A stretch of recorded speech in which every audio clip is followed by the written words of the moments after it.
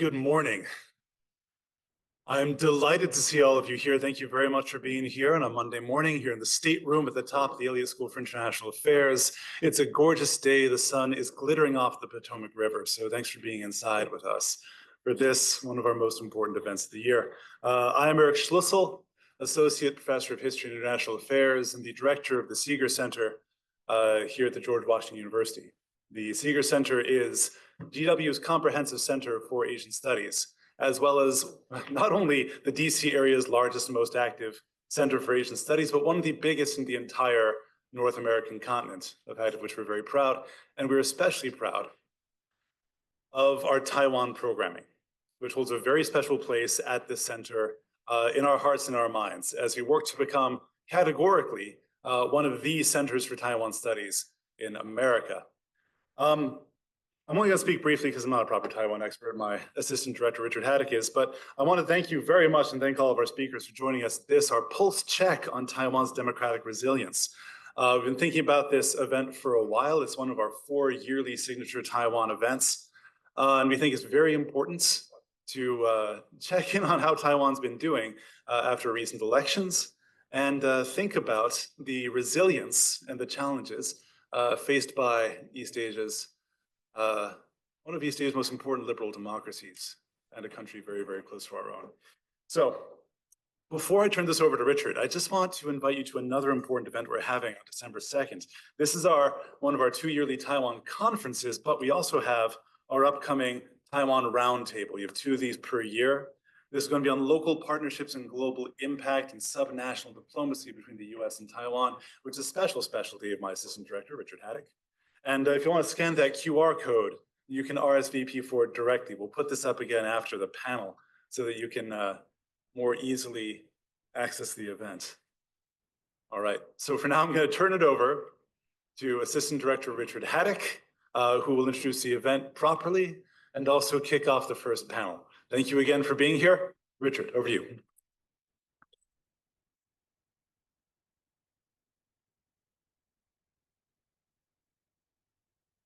Good morning, everyone. Thank you so much for coming. I first want to start by giving a special thank you to the whole Seeger Center team. Adam Bubinich, our program coordinator, will be running around taking care of the event as well. And thank you also to our excellent team of student staff, Renee, Grace, Francis, Mark, and Madison. Our efforts would not be complete without all of your assistance and expert help.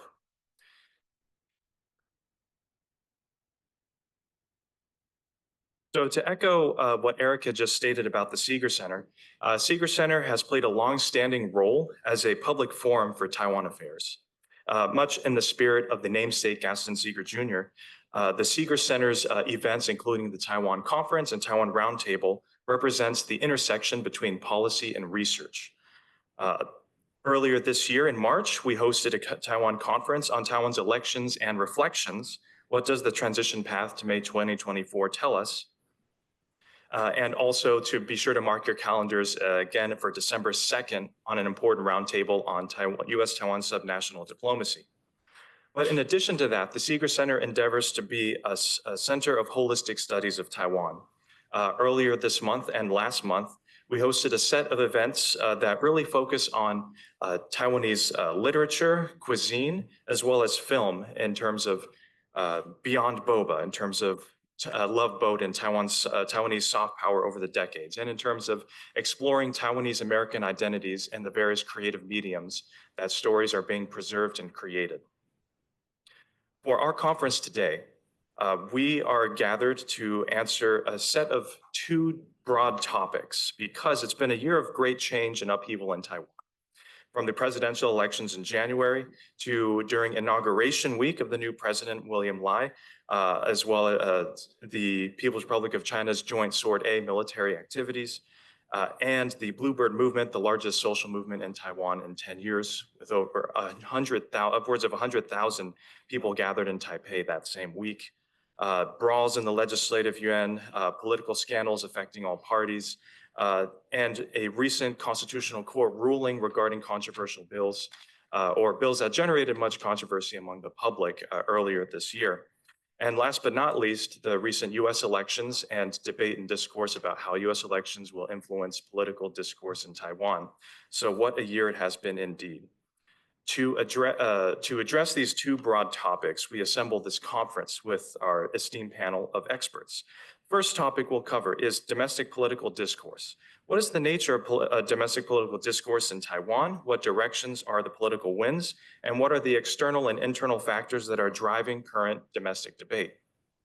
The second panel will be looking at democratic institutions. What are the challenges and frontiers to Taiwan's democratic institution making and building? In what ways might Taiwan's institutions be addressing democratic backsliding, democratic ceilings, or something else entirely? We want to investigate and really zoom in on what's happening in Taiwan, especially in place in DC that often focuses on foreign policy, geopolitics, geoeconomics. It's our opportunity to really focus in on what's happening in Taiwan and how are domestic opinions in Taiwan being framed right now. So just to go over briefly the agenda of the day, we have our first panel, which is going to be discussing elections, political upheavals, and domestic discourse in Taiwan. I will introduce the panelists just in a moment. Around noon, we will have a lunch break. And after that lunch break, we're going to round off with our second panel, which is on the topic of the health and future frontiers of Taiwan's democratic institutions. So please stick around for the entire discussion. For our first panel, I'm very happy to introduce three experts in the field to really focus in on domestic political discourse and debate in Taiwan. First, we have Dr. Chao-Ning Su, an associate professor in communication and journalism and public relations at Oakland University. She also serves as the director of public relations program and the Klein Center for Culture and Globalization, as well as PRSSA's academic advisor. Beyond Oakland University, Professor Su served as the 2018 to 2020 president of the Association for Chinese Communication Studies and a non-resident fellow of the Taiwan Next Gen Foundation.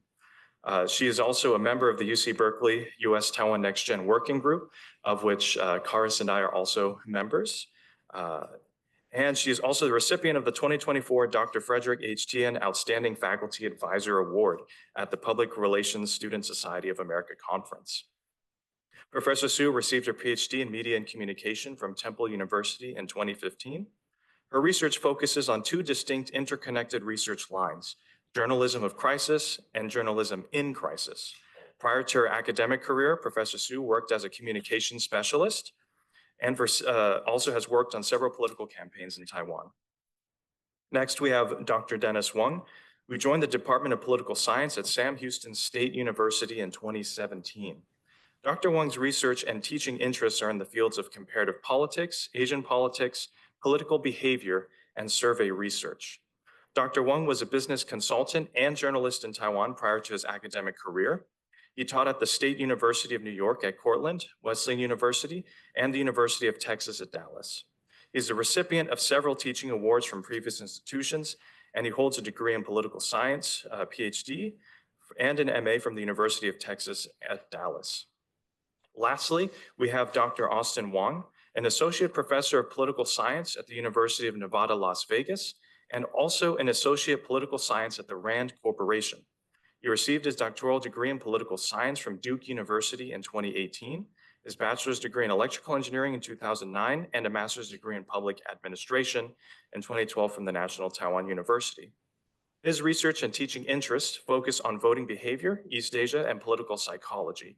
His dissertation examines the relationship between temporal discounting and political participation through survey and experiments in the US, Taiwan, and Ukraine. So how the first panel will go is that we will have our guests speak in the order I just presented, and then I will moderate a follow-up Q&A discussion. So during the event, please start writing down the questions that you want to answer, and we'll be sure to include as many as we can in the discussion. So we'll start off with Professor Chao-Ning Su. Thank you so much.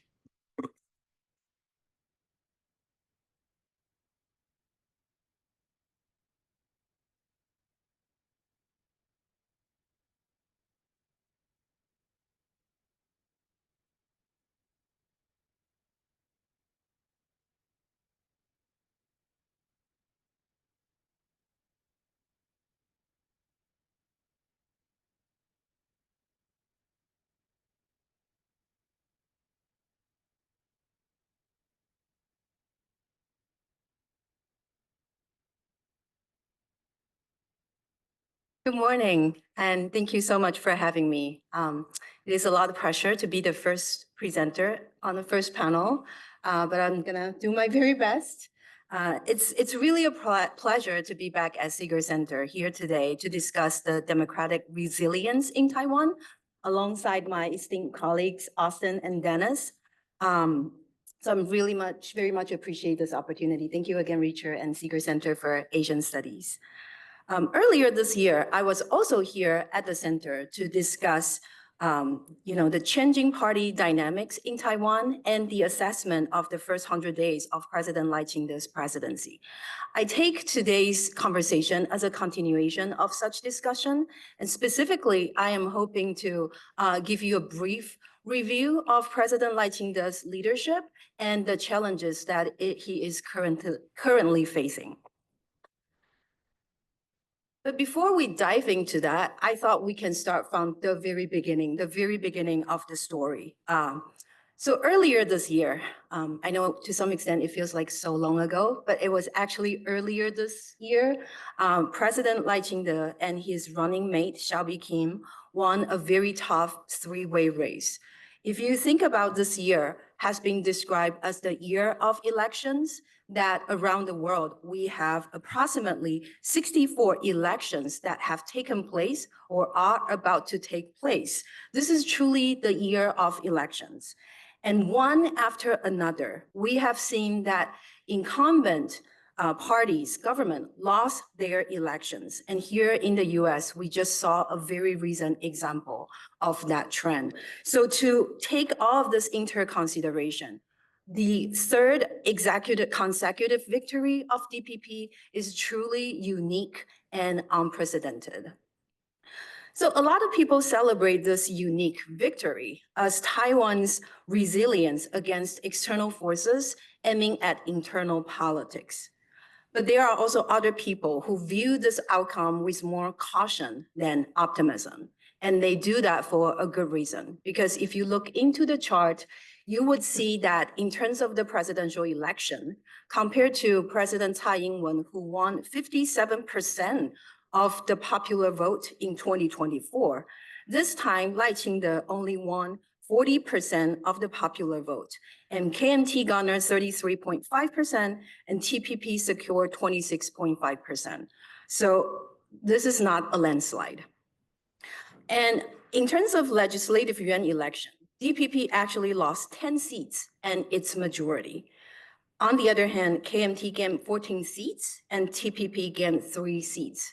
Although KMT doesn't control the majority of the Legislative Yuan, but with its alliance with TPP, they can easily pass whatever legislation they deem appropriate.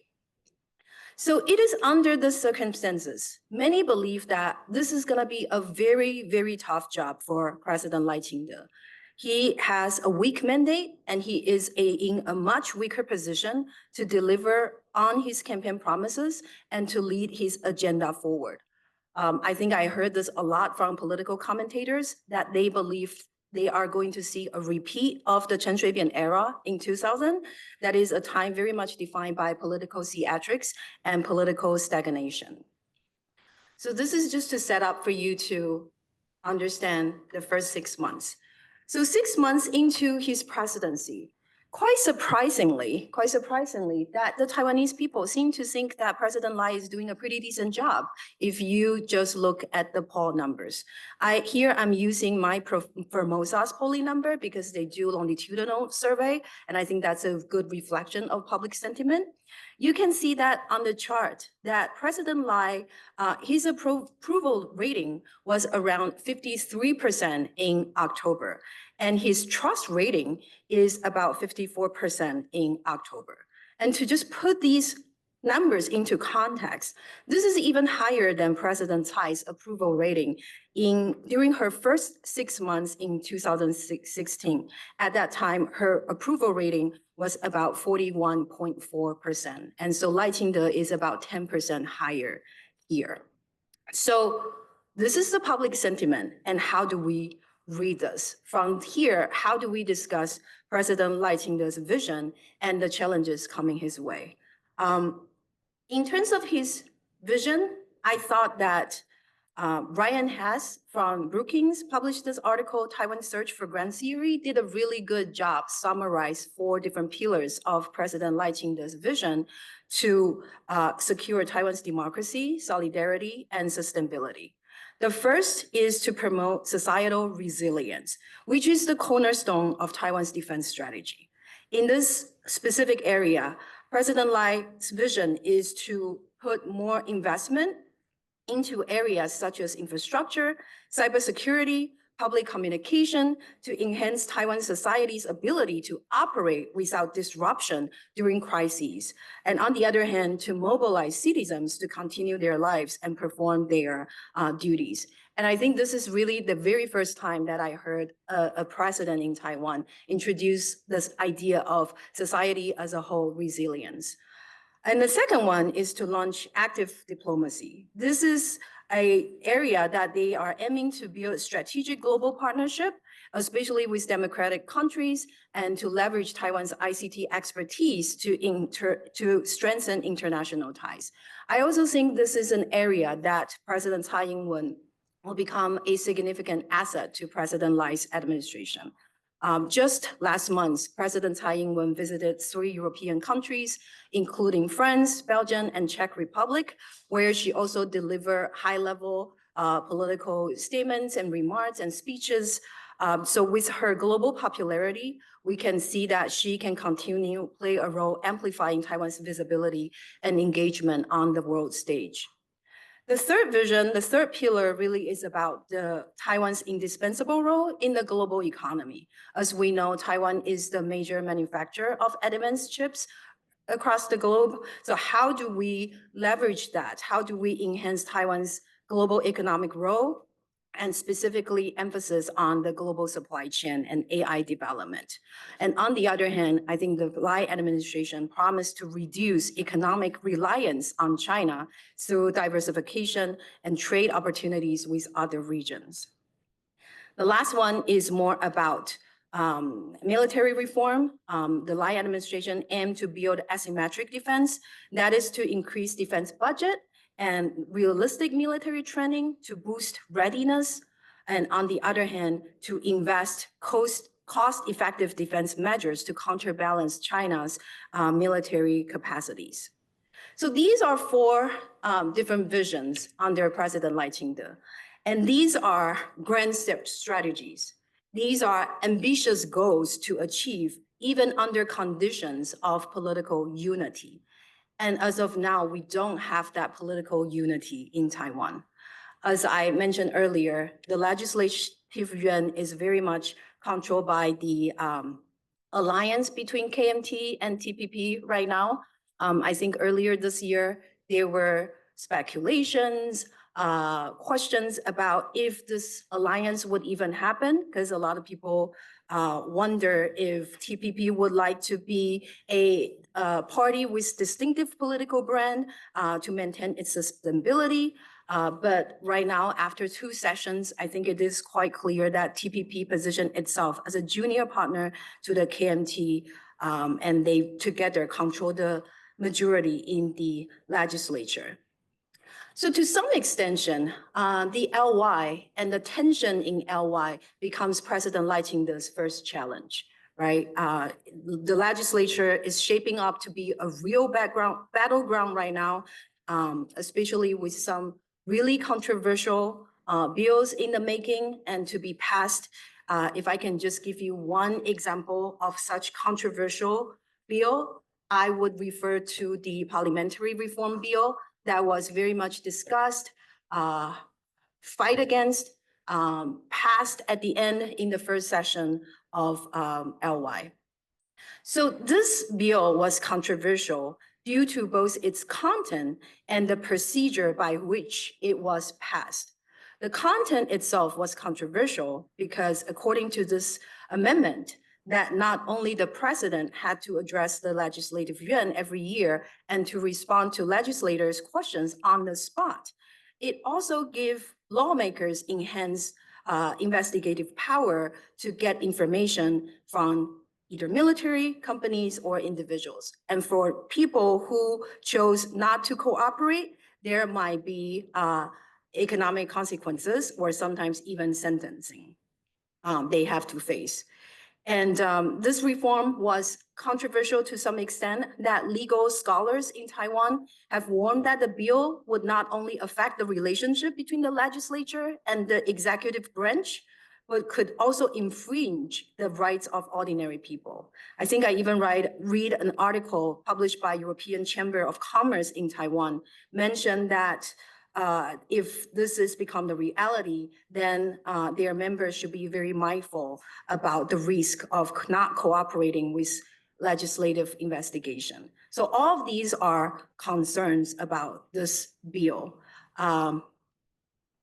And to respond to this controversial reform bill, the Taiwanese society once again saw the power of the civil society. So it was in May, for almost a month, we saw the rise of the Bluebird Movement in Taiwan. And I believe that was the time that Richard was also in Taiwan. So you actually saw the happening of the movement with your own eyes. I was not there, but I followed the news of the story, and I find this to be quite inspiring.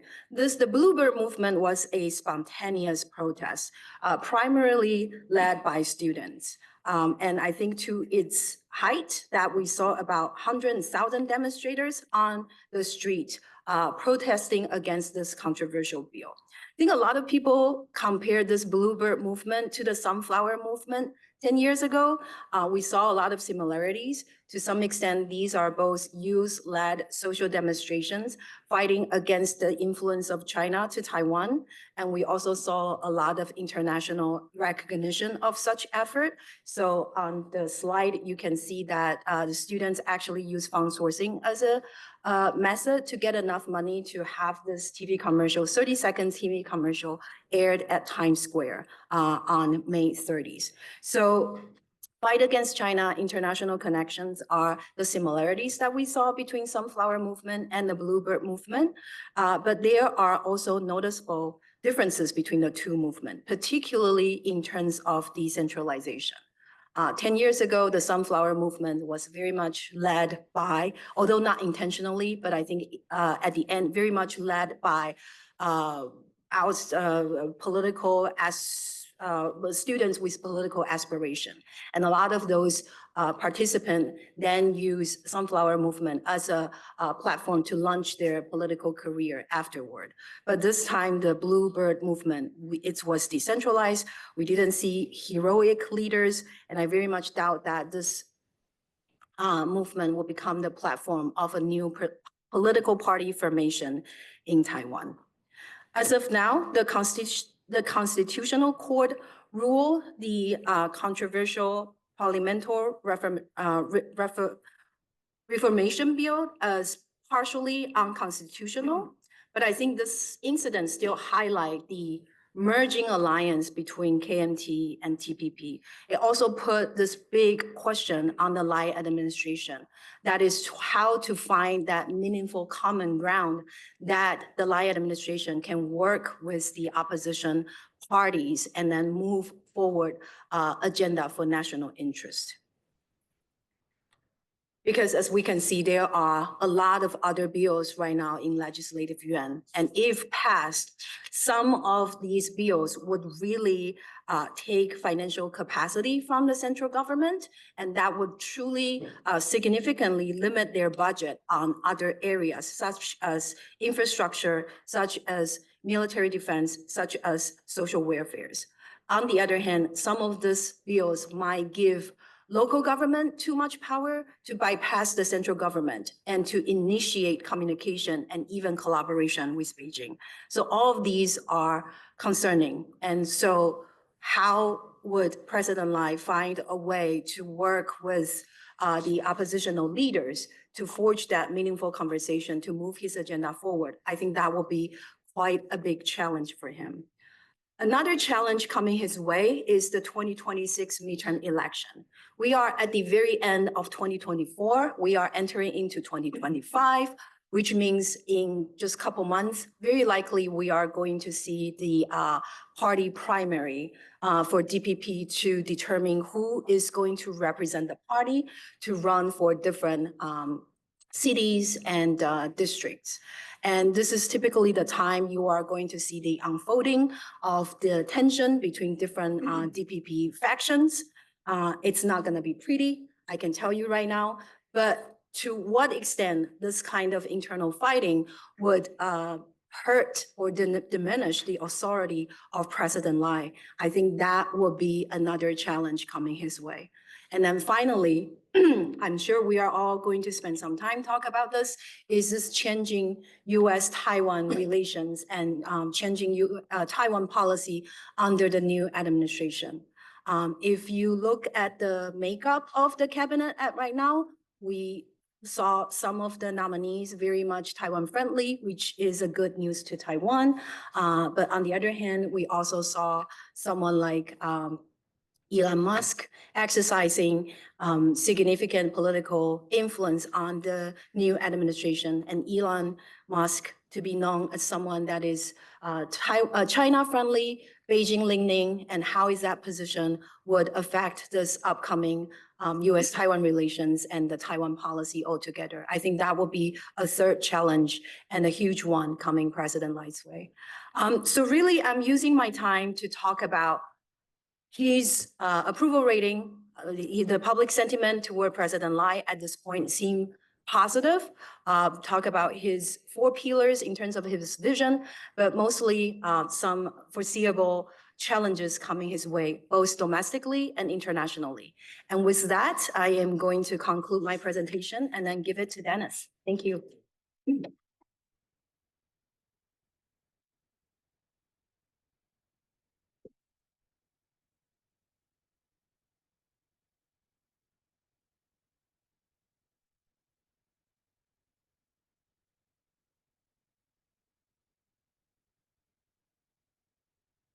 Yes. Okay.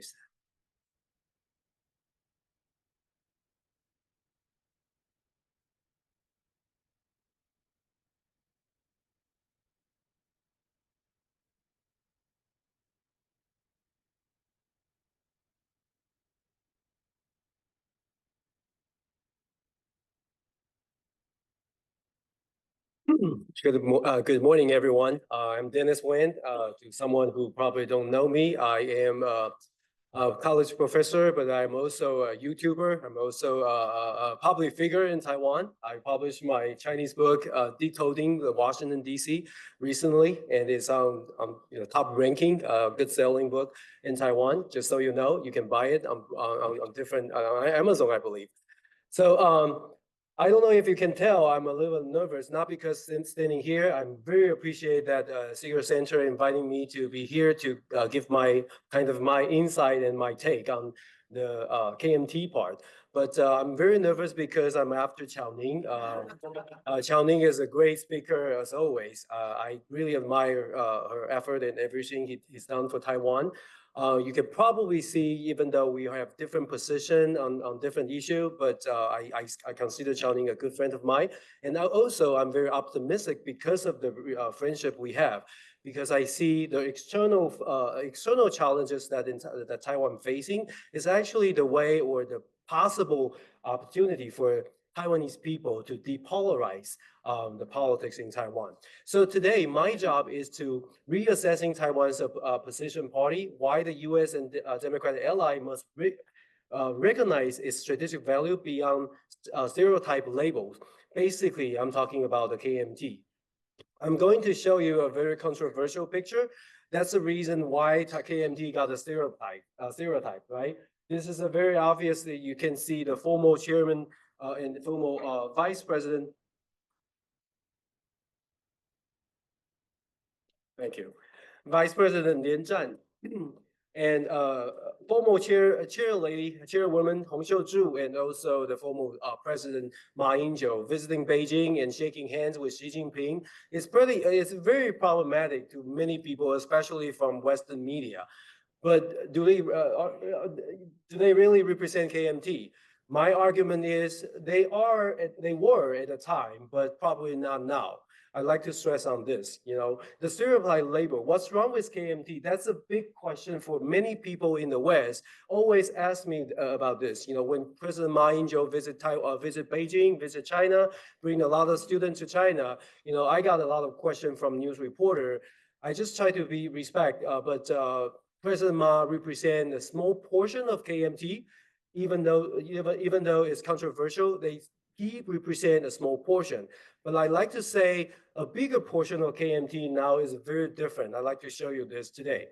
So this is something, the KMT behind the stereotypes overlooked by the West. I give you two different generations, but two very obvious examples. One is Hao Guochun, is a late general. He's a very popular and very, outspoken regarding how he, fight against the Communist Party back then. And when he visited mainland China, he actually says, the CCP should stop manipulating the Chinese history. It's KMT led the fight, against the Japanese back then. So he's openly against or anti-communist. The second one is Johnny Jiang, a good friend of mine. Johnny Jiang was elected former chairman of KMT. If you follow follow the news in Taiwan, you probably noticed he rejected to mention 92 consensus when he gave the inaugurate a speech as a KMT chairman. Of course, he did not get congratulation letter from Xi Jinping. But to many younger Turk in KMT, we consider that's a good sign. We are finally moving toward the right direction. But now things get complicated because he got kicked out. Again, problematic, right? But I'd like to say something about this. I do explain. So I got a lot of things to say, but this is just my outline. Give you some idea about the current KMT and kind of understand the situation in Taiwan is not too different from what we see in the U.S. We have a polarization in the US, in Taiwan, or in any democracy. Taiwan's face the same thing. You can consider Taiwan become more mature democracy because we have different position. Now, why is it important? KMT also support, strengthen national defense. We have to remember that. The U.S. recently approved the $2 billion. It's a couple weeks ago. It's on the news. And KMT, no rejection, no oppose on this the news. What I'd like to say is mischaracterizing Taiwan's opposition party, the KMT, as a pro-China party, undermines nuanced understanding of its policy and hinder opportunity for strategic collaboration with Taiwan. What I say is the entire Taiwan. Chao Ning just presented the number. 40% people in Taiwan vote for President Lai. What does that mean? I'm not saying like President Lai is not good. No, I'm just saying there are different opinions in Taiwan. They vote for KMT or the TPP, not because, the China-Taiwan issue, because of some other things, just like what we have here in the United States, maybe economy, maybe some other social issue. So we have to deal with KMT, or we have to see KMT from a different angle, from Taiwanese local perspective. Recognizing KMT's ongoing transformation is very important for US to support Taiwan. I'll give you more. So historical perspective, like I said, historical perspective in the past, the KMT, why people see KMT as a pro-China party. Looking back to history, there are several senior KMT members. They either born in China or they believe in their imagination the greater China is good. Chinese culture or Chinese, the good old days will return. But like I said, I like to stress the senior member, the senior cohort within KMT, they have that kind of illusion or imagination, but they don't represent the entire KMT or the opposition party. The modern KMT focus on preserving the status quo for a reason, because Taiwan is a democracy. In a democracy, if you like to gain power, you have to win election. So that's a very simple reason why KMT has to move toward the center. Even though some older people, some senior member in KMT, they don't like the idea, but young people like right here, all of you, you don't listen to your parents, right? Well, not always, but there's a reason why the young KMT, they know why there's a reason to move, to shift the direction. So national identity is one of the key reasons the younger Turk within KMT, they learn because they also identify themselves as Taiwanese. You know, in the recent survey from National Zhenji University, I believe everyone used that survey, over 80%, the recent number as of June 2024, if you include like a maintain status quo, moving toward independence or unification in the future, you include all the status quo category, it's actually over 88.8% of Taiwanese people, like to see the maintain status quo. And also 60%, more than 60% of Taiwanese people identify themselves as Taiwanese. What does that poll shows to KMT, to the opposition party? If you like to win democratic election, you cannot stick with the so-called Chinese identity. You cannot stick with the future unification with China because you will never win election. There's a reason, right? That's the reason. So growing hostility in cross-strait relation, that's a perception in Taiwan. Majority of Taiwanese people realize China doesn't treat Taiwan nicely, and the hostility level, the tension goes up along with the U.S.-China tension. So many people in Taiwan, according to poll, many people in Taiwan feel really nervous and feel the tension. So KMT also feel the same thing. So, even if many of them, or some of them, like I said, some of them still believe the dialogue, peaceful dialogue or conversation is important, they have to face the reality. The reality is Taiwanese people afraid that China will have a lot of influence in Taiwan.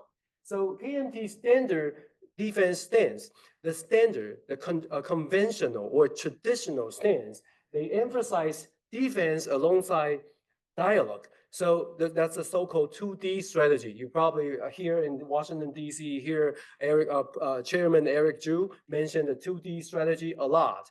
The defense and dialogue they are equally important. But equally important doesn't satisfy and are not very satisfied because at this moment, while the U.S.-China tension escalated, so if KMT still stress on the dialogue, it's really become a problematic, statement. So if you follow the 2024 election in Taiwan, the KMT presidential candidate, Hou You-yi, he basically he proposed another strategy, so-called 3D strategy: defense, deterrence, and de-escalation. There's no dialogue. Why? Because dialogue at this moment, before de-escalation, what does the dialogue mean and what's good for the dialogue? So you can see the gradual change within KMT. So now I'd like to give you the political spectrum about KMT. Within KMT, this is, again, kind of the stereotype. And I really don't know why the Western media like to interview them. It's kind of try to stress, there's some people in KMT and represent KMT, and they treat this kind of, I shouldn't say this kind, but them as a face of KMT. Like I said, it's stereotype, right? So there's a group of people, a faction of within KMT. They truly believe the pro-China, the pro-peaceful unification is the only way out for Taiwan, because China is growing, China has a big market, China has everything Taiwan needs. So a group of people within KMT, they believe the peaceful unification with China is the way out. So there are two, just give you two examples. The former chairwoman Hong Xiuzhu and Professor Zhang Yazhong. He was the KMT chairmanship candidate. And slightly moving toward the right direction, if we see like that is mainland China, right is US, right I'm here, you know what I'm saying, right? Moving toward the right side, is Ma Ying-jeou. I know Ma Ying-jeou was portrayed as like pro-unification, but in fact, President Ma, the former President Ma, I'm not trying to defend Ma Ying-jeou, but because I know him personally well. But I like to share with you, President Ma, he believed, China is nice, China will not do anything because 中国人不打中国人. He kind of believing that. Like I said, I respect what he believed because he grew up in China. He was born in Hong Kong back in 1949, and he kind of believed that in the future, China and Taiwan will, peacefully moving toward a certain direction. Here, I like to say to him and to his faction, small group of people, they believe there's an option for Taiwan, which is, the future unification with China. To them, the door is open. The option is possible as long as Taiwanese people agree. So to him, 92 consensus is a foundation, is a key. As long as we keep the 92 consensus, there's always a way to talk to China. But under Ma, the 92 consensus, the so-called one China, different interpretation, that's the idea. But under President Ma, the different interpretation is basically quite vague and never actually be stressed. Why? Because they believe as long as we put aside the different interpretation, it's easier for us to negotiate or to have a conversation. But that's, again, a small portion of it. The third portion, still moving slightly toward the right side, is Han Kuo-yu and Zhu Lilun, Eric Chu. What they believe, again, they use the 92 consensus as a key foundation because they believe this is the key to keep the peaceful talk. But because of, they also learned from the public opinion poll, and also Han Kuo-yu was the presidential candidate back to 2020. In the election, he mentioned multiple times that he prioritized the independent, Taiwan sovereignty, the Republic of China sovereignty. So they both mentioned defense is important. They both mentioned, defense and dialogue are equally important. Like I mentioned, the 2D strategy. Until today, some of them still believe the 2D strategy is the best policy for Taiwan. But again, like I mentioned, we have to understand the primary goal of this maintaining status quo, maintaining this position, is the belief that this kind of position will help, pragmatically will help the business, exchange across Taiwan Strait. That's the key purpose. That's the key reason. If you ask me, we don't know if they truly believe the peaceful dialogue still possible, but they believe, this group of people, I should say, this group of people believe that as long as we keep saying 92 consensus, everything should be fine. But like I said, because Taiwan is a democracy, it's a democratic election country, so the political spectrum within KMT, there are a bigger portion now gradually moving toward a different direction. What direction? You can see, I define this as a peace hawk. Strengthen resilience and Republic of China identity.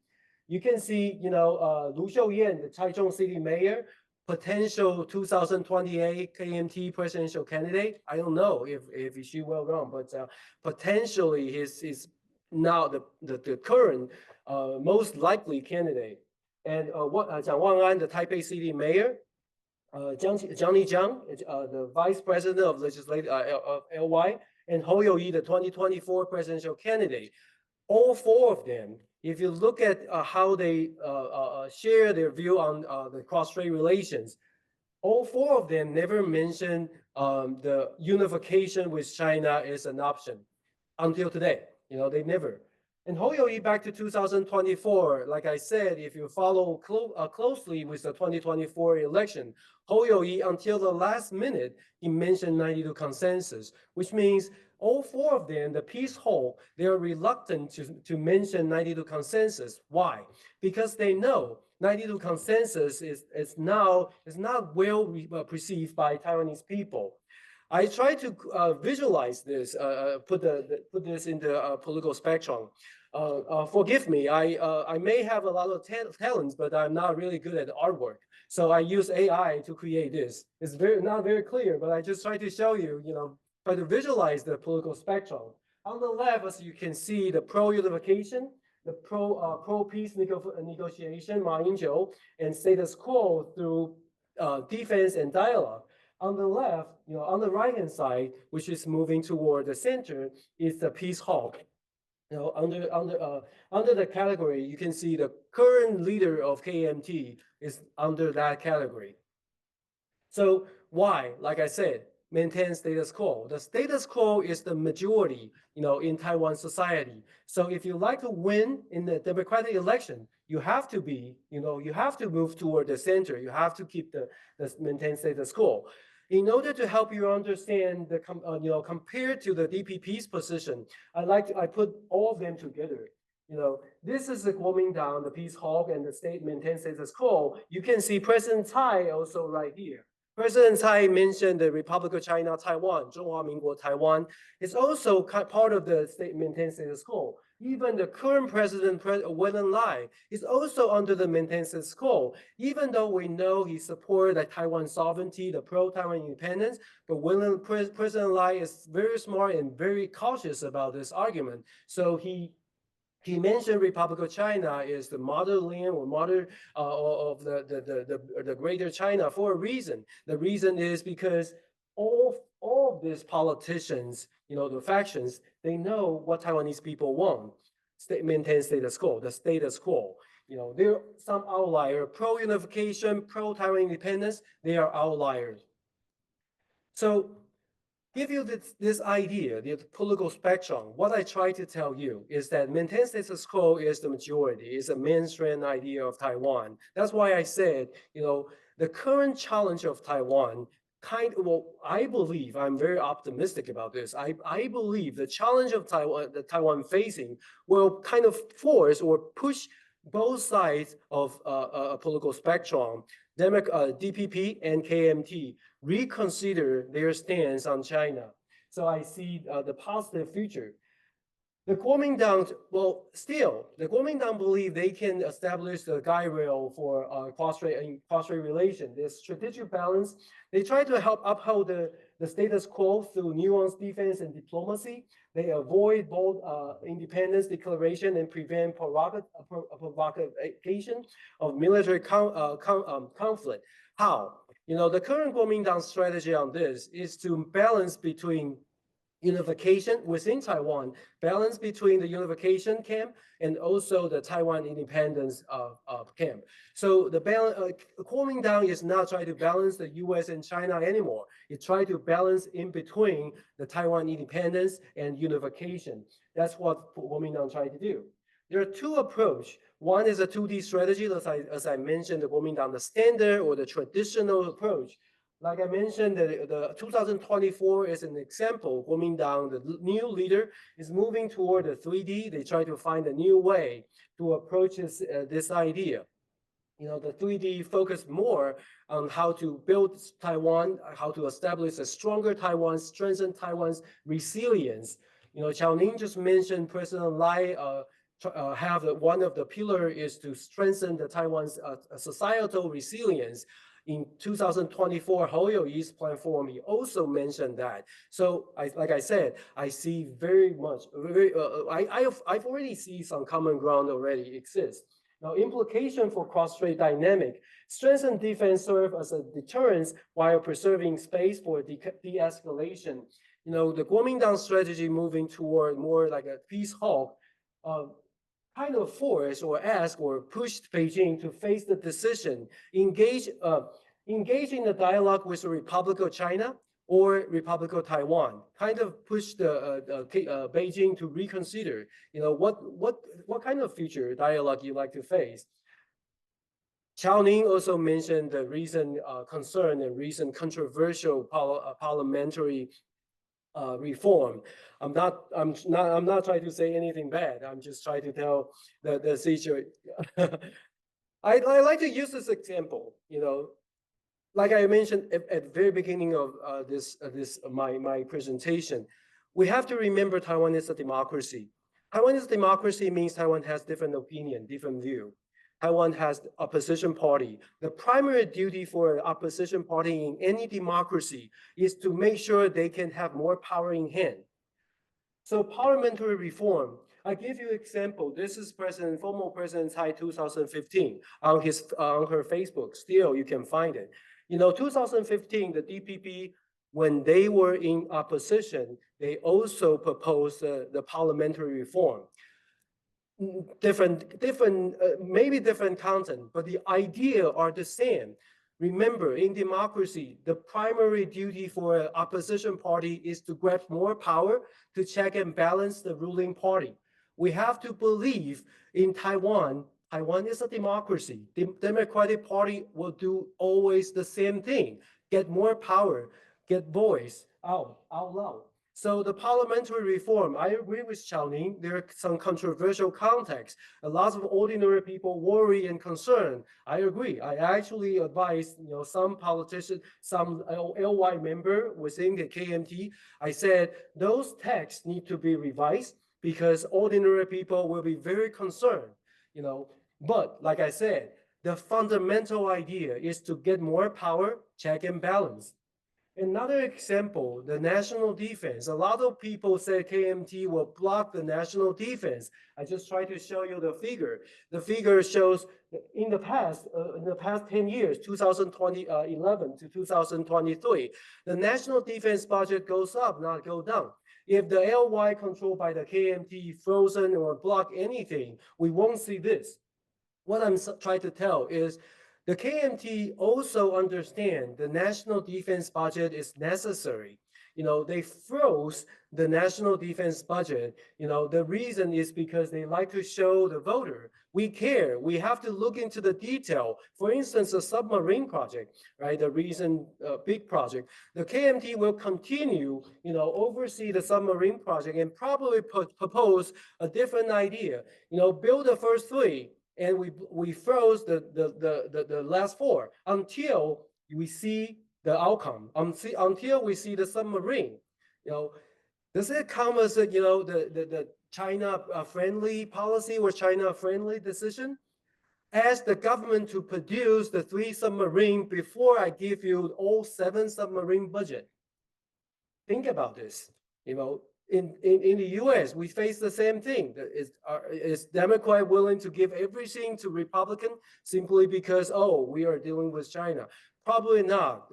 Even the Democrat will do the same thing. They look into the detail and they like to see, whether the government spend the budget wisely and properly. So the budget is just one example. Like I said, stereotype. We have to ask ourselves, we see KMT as a pro-China party. Is that the right or is that the correct, understanding about the opposition party in a given democracy?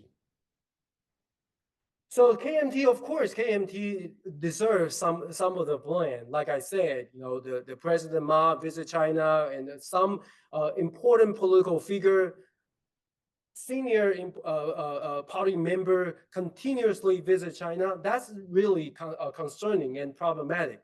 But I like to remind everyone, generation replacement. Generational replacement is happening. It's happening within KMT. It's happening within Taiwan's democracy. So we have to deal with this.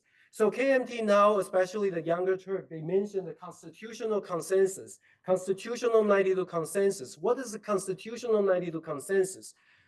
Without acknowledging the existing of Republic of China, there's no political dialogue. I ask you to think about this argument. I ask you to think about whether this argument makes sense. Without ROC, without acknowledging the existence of Republic of China, there's no political dialogue. Does it make sense to you? I ask you to think. I have no answer, but I ask you to think. But I also believe President Lai will support, existing of Republic of China, Taiwan is important before any political decision, right? The KMT strategic defense posture in the following months and years, you will see a lot of debates on the national defense. I can assure you the KMT will definitely pass the national defense budget, well, according to my knowledge, my understanding. But again, there will be a lot of debate whether this part of the budget is necessary, whether that part of budget is necessary. That is what the opposition party do. exactly what happens in any democracy in the world. So I encourage everyone to recognize the KMT's evolution. The KMT is moving. The KMT's moving need to be recognized. Support unified defense goal. I think, like I said, because of the external challenge, including the newly elected U.S. administration, Taiwan will have some external challenge, and it is really about time for Taiwan to have more depolarization, more political unity, like Xiaoning mentioned, blue, green. They both have to face the challenge that we will have some pressure, from outside.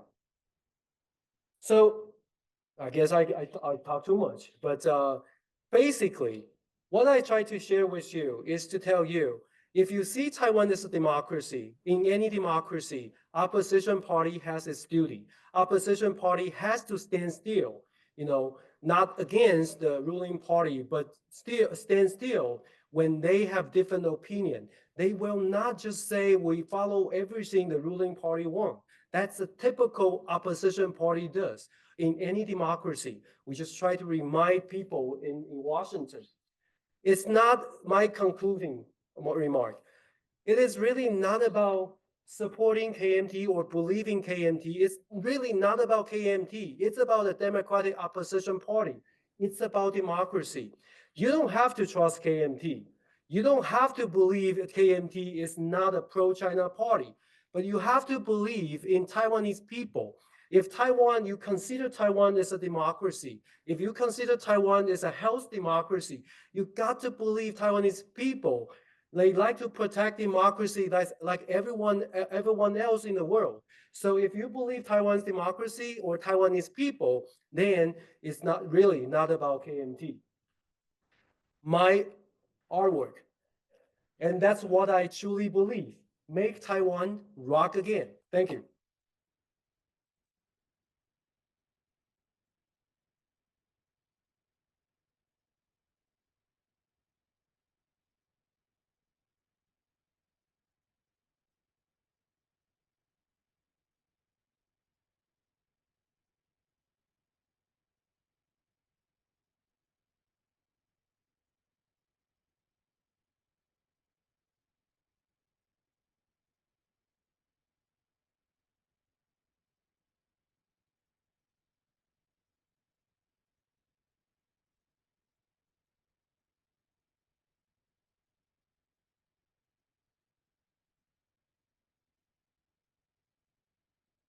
Okay, good morning, everyone. I'm Archibald Wang from UNLV and as well as from the RAND Corporation. So today I'm honored to be here, invited by the Sugar Center to present my understanding of the public opinion in Taiwan. And I'm also glad that I can share the stage with my friends Dennis and Xiaoning this morning.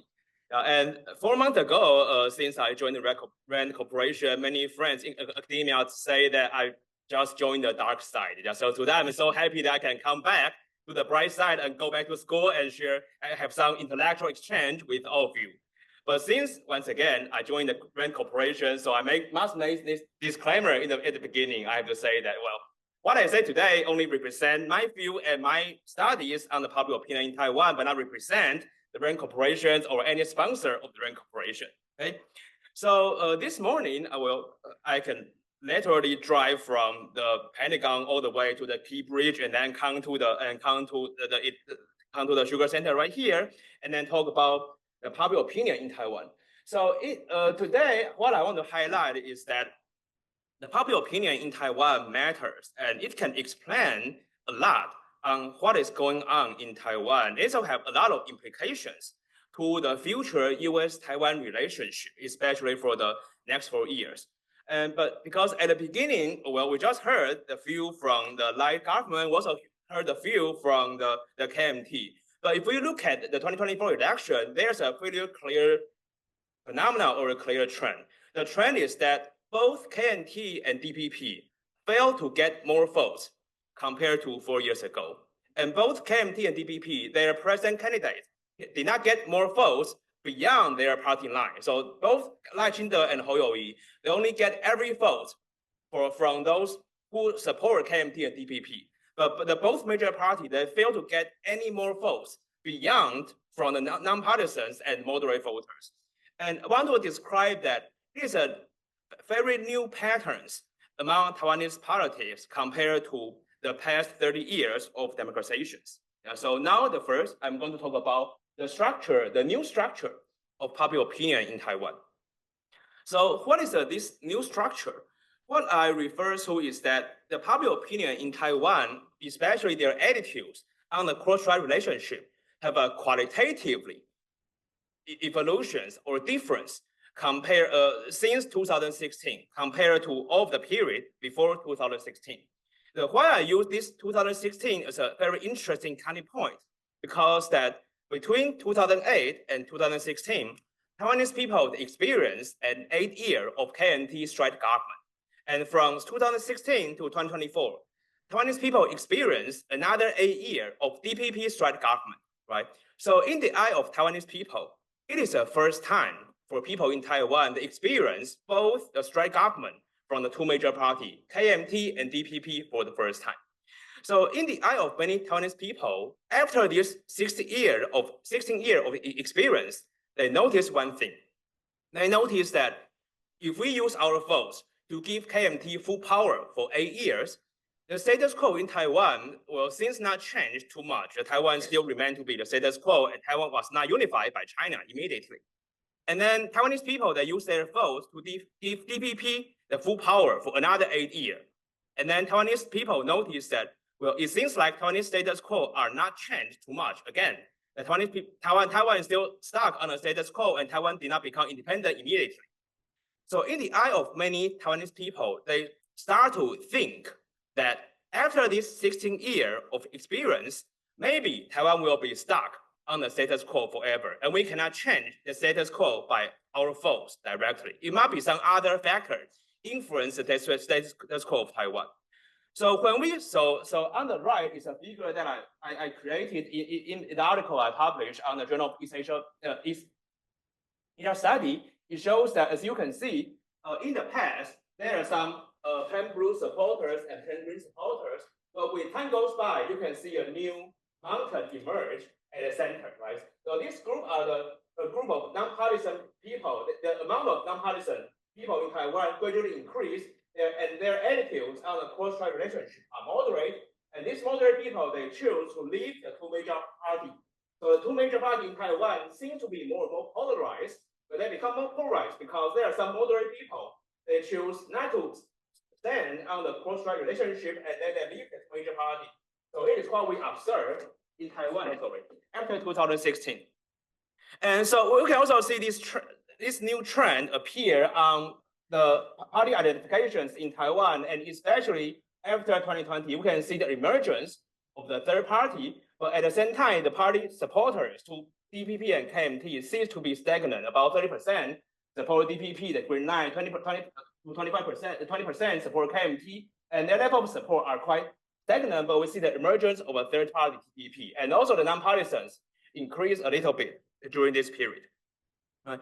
So why do I call this as a qualitative difference on the status quo? Because many of my friends, they just say that the newly emerged party TPP will be the same as the previous party. In the past, Taiwan also has a lot of small party. We see those small party emerge, so this small party decline. But what I want to claim is that this time is different.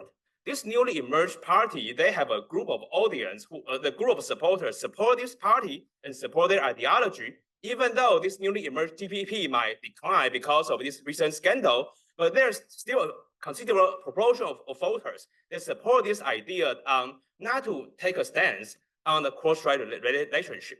And why do I make this claim? There is some room for the new party to emerge in Taiwan, because a lot of Taiwanese people, now they have a total different view on the future of Taiwan, which can be shown on this plot made by the National Zhenjiang University. So if we look at this plot, it asks Taiwanese people that, do you support independence, do you support unifications, or do you support status quo, right? And the Dennis just mentioned that 60% of people in Taiwan status quo, and this percentage is remain the same for the 20 years. Generally speaking, it is true. But if we look at the nuance, we can see there's a steady increase on the blue line, right? You can see the blue line right here. And this blue line just surpassed to be the biggest group since 2 years ago. And what is this blue line? This blue line are the percentage of people in Taiwan saying that I prefer the status quo forever. They actively choose not to change. In the past, the majority in Taiwan are this black line, which is answer that I prefer the status quo, but let's wait and see what we are going to choose in the future, right? So in the past, there are more Taiwanese people they choose to wait and see, which means that they still have a preference on either independence or unifications, or they still want to see whether independence or better or unification or better.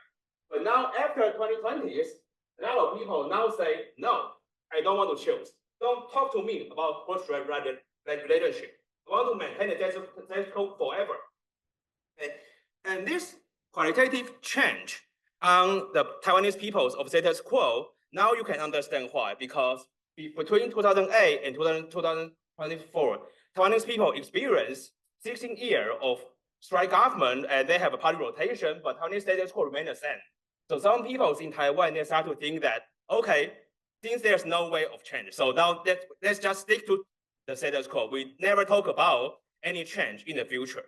And this group of people now become the majority, right? Because 33% of Taiwanese people, they support this idea.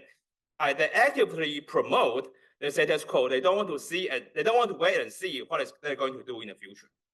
Okay. But also, once again, at the same time, just like Dennis and Johnny just mentioned, the majority of Taiwanese people, they still support Taiwan independence. If we ask people in Taiwan, do you think you're Taiwanese, Chinese, and both? It's a very stable level of support on Taiwan identity.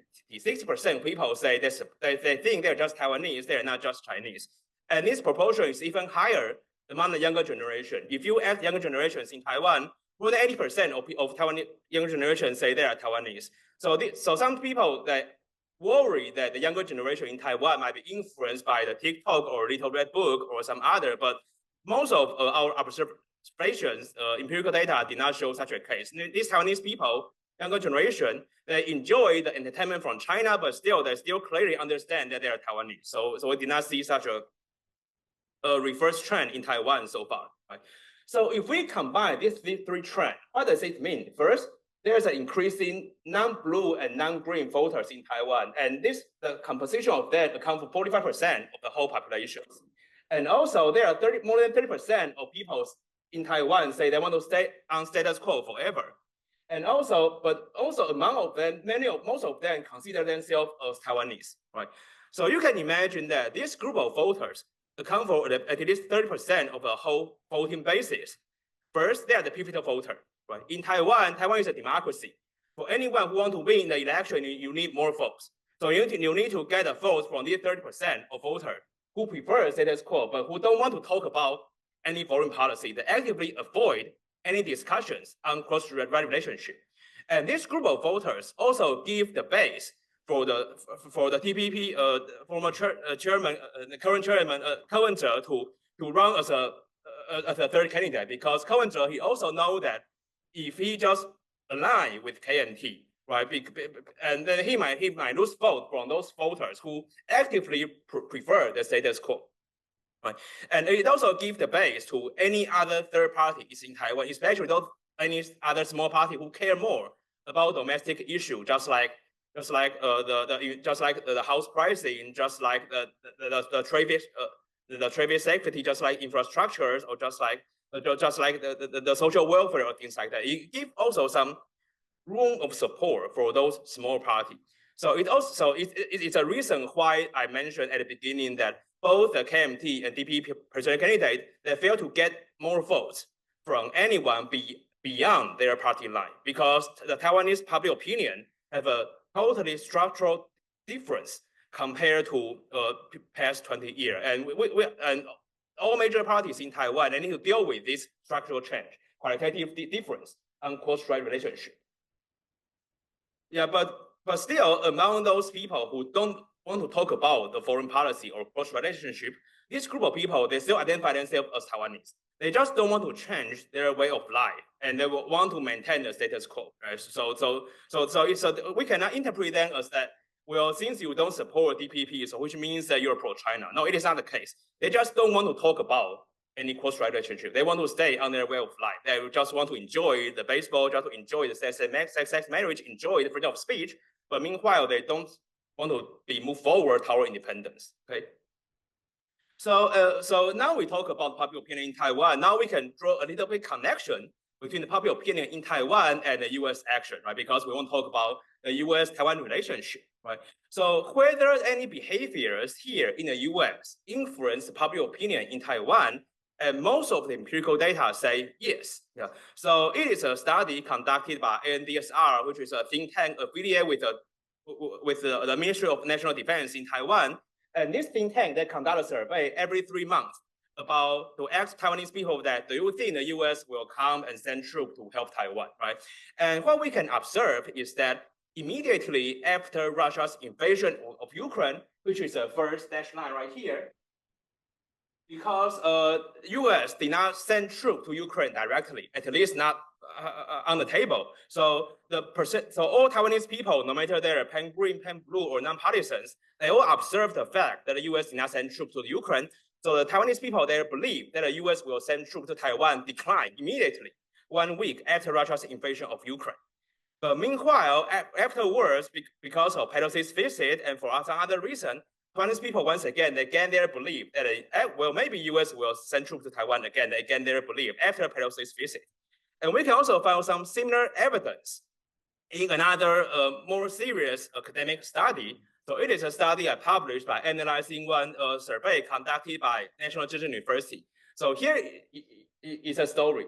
So in June 2022, National University are conducting a regular survey in Taiwan, but for 5 days. But on the third days, the Senator Duckworth, she visited Taiwan and bring a lot of vaccine. Many of you remember the story. And right after that visit, the Taiwanese opinion, their belief in the US increased dramatically. And also Taiwanese people believe that they should spend more on military spending, also increased dramatically. So it is evidence that the US assurance work, Taiwanese people watch what the US is doing carefully. So this perception on the US is quite important because there are many academic studies that shows that if Taiwanese people believe that the US will come and help, then Taiwanese people will also increase their willingness to fight.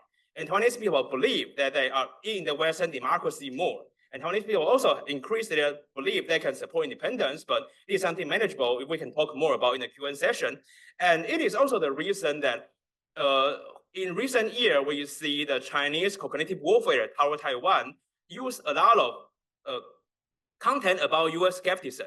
Yeah, I didn't say that US skepticism is always wrong, but it is quite interesting to see that the Chinese official media try to propagate the US skepticism to Taiwanese people because the Chinese media, they believe that they can use US skepticism to lower Taiwanese people belief on all these things, just like will to buy or believe in Western democracy. Okay, and my third I want to address is that if we want to enhance the US-Taiwan relationship, we also need to deal with the non-partisans in the US because non-partisan in the US also increased dramatically in recent years. There are more independent registered independent voters in Nevada, the place I work, more independent registered voters in North Carolina, the place I got my PhD, right? And most of the study in the US shows that these non-independent voters in the US, they don't want to spend anything on foreign policy compared to Democrats and Republicans. They are less preferred on foreign intervention. And since in the US, if we want to win an election, you need support from the non-independent voters. But then independent voters, they are less likely to support the foreign intervention. So it is also something that the US government should deal with. I also conduct some study to show that no matter how I kill non-partisans in the US, that how good Taiwan is, this non-partisan did not increase their support toward Taiwan.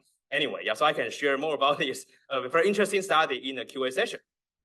So what are the policy implications, right? So you can see that now in Taiwan and in the US, we both have a group of non-partisans. And these non-partisans are people voters that influence the election result in Taiwan and the US, that influence how the presidents, they deal with the public opinion in Taiwan and the US, right? But if we want to make the Taiwan and US that have a stronger connection, have more exchange with each other, then we need to deal with these non-partisans together. So some of my suggestions, just like if we can use 2028 Olympic Games as an opportunity for those non-partisans in Taiwan and the US can have more cultural exchange, then it could be a good thing for enhance the relationship between non-partisans in Taiwan and the US. And also my overall study shows that the relations and reputations on Taiwan issues is crucial for Taiwanese public opinion. If the US really want to save money on defending Taiwan, then actually sending a signal of reassurance can boost Taiwanese people's willingness to defend themselves and increase their military spending based on the previous study I just showed. And you also have an important signal to the worldwide. Why I mention this is because that based on the most cross-country survey conducted by Democracy Perception Index, we find a very strong and positive correlation on how the world support Taiwan and how the world support the Ukraine. So this is a study, a survey conducted in 53 countries in the past 3 years by Democracy Perception Index. And it shows that if in a country to have more people to support Taiwan, to support Russia, support Ukraine and to sanction Russia, the same country also have more people to support Taiwan and sanctions China, right? So I know that in the Washington D.C. we have a huge debate that whether we should withdraw the support from Ukraine and give the support to Taiwan, or whether we should defend Ukraine and Taiwan at the same time. So it's based on the U.S. capacity, right? But if we look at how the world interprets this thing, actually the public opinions around the world, they try to link these two issues together. So when the U.S. declined their support to Taiwan, it not only influenced the public opinion in Taiwan, it also influenced the public opinion around the world to help Taiwan in the future. So which means that it will once again, it will raise a cost to defend Taiwan. And so based on this public opinion data. Okay? So so in the end, my last point, I know over the time limit, last point I want to address is that, well, many people try to interpret the 2024 election result as that, well, the DPP did not get enough support. Maybe Taiwanese people are not that pro-independence, or there are more people who are pro-China or things like that. But if we look at the data carefully, if we look at the amount of vote the two major parties get, we look at people's preference on the cross-strait relationship, actually it's a totally different story. The real story is that there are some newly emerged group in Taiwan that actively don't want to discuss about cross-strait relationship. They vote for the third party, and they want to vote for the candidates who are more only care domestic issue, but don't talk about the but don't talk too much about the cross-strait relationship. So that is what is happening in Taiwan. It also gave some room for the third parties, including TPP, to emerge, and I believe this group of people will still be there for a considerable amount of time if the global structure or the security structure remain the same. So I just echo to what Qiaolin say that, well, if this structure continue, then to 2026, we cannot see either the great win from KMT or DPP, because there are just a group of people who are not affiliated with the two major parties. They only care about domestic issue. Yeah, but meanwhile, we can also expect that we can see a gradually decline on Taiwan identity in the next couple of years, because currently we have a great luck in the Legislative Yuan.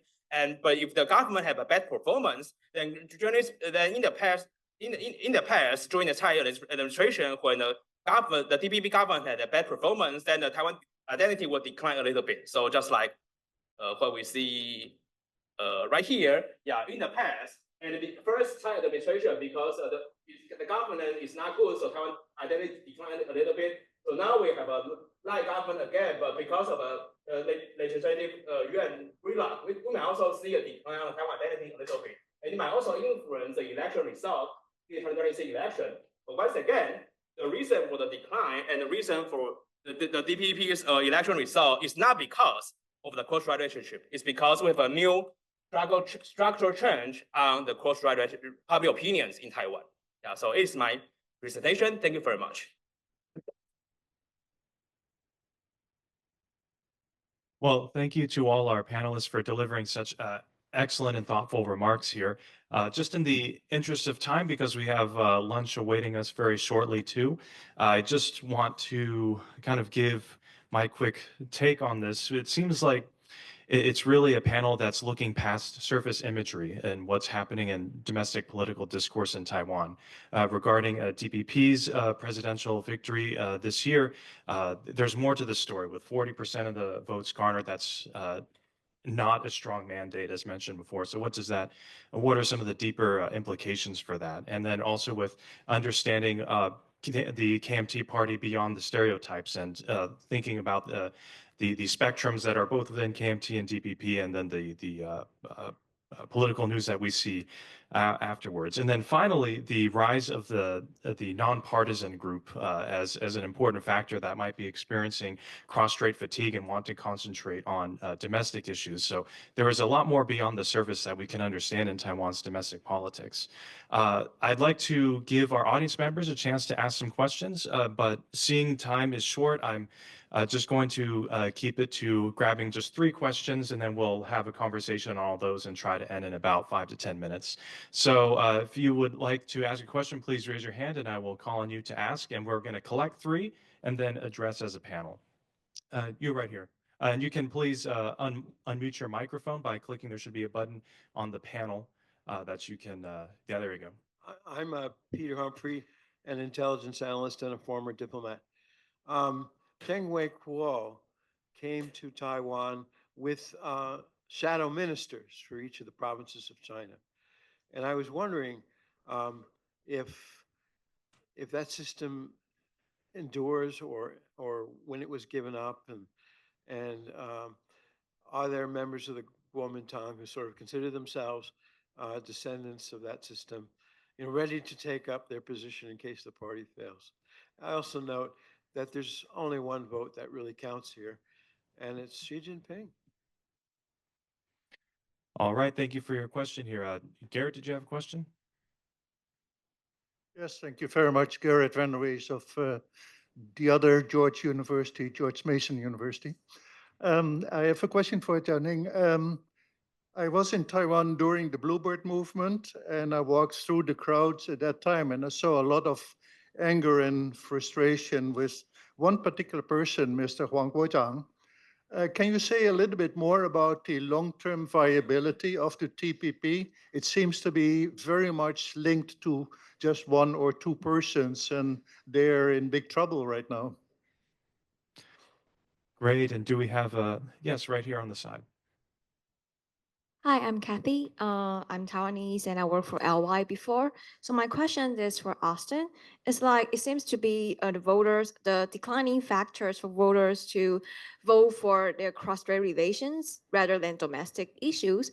But if China's coercion increase and US support to Taiwan decrease, what's that dynamic going to influence Taiwan's inclination to vote for foreign policy rather than domestic policy? Great, thank you. So we've got 3 questions here. First is about shadow ministers representing in ROC, whether there's a legacy to that. Maybe you can speak, Dennis, on where that falls in the KMT spectrum. We have the future viability of TPP as a party, as a third force, and then we also have foreign policy interest among Taiwanese voters, and then addressing the cross-strait fatigue. So please, welcome to discuss.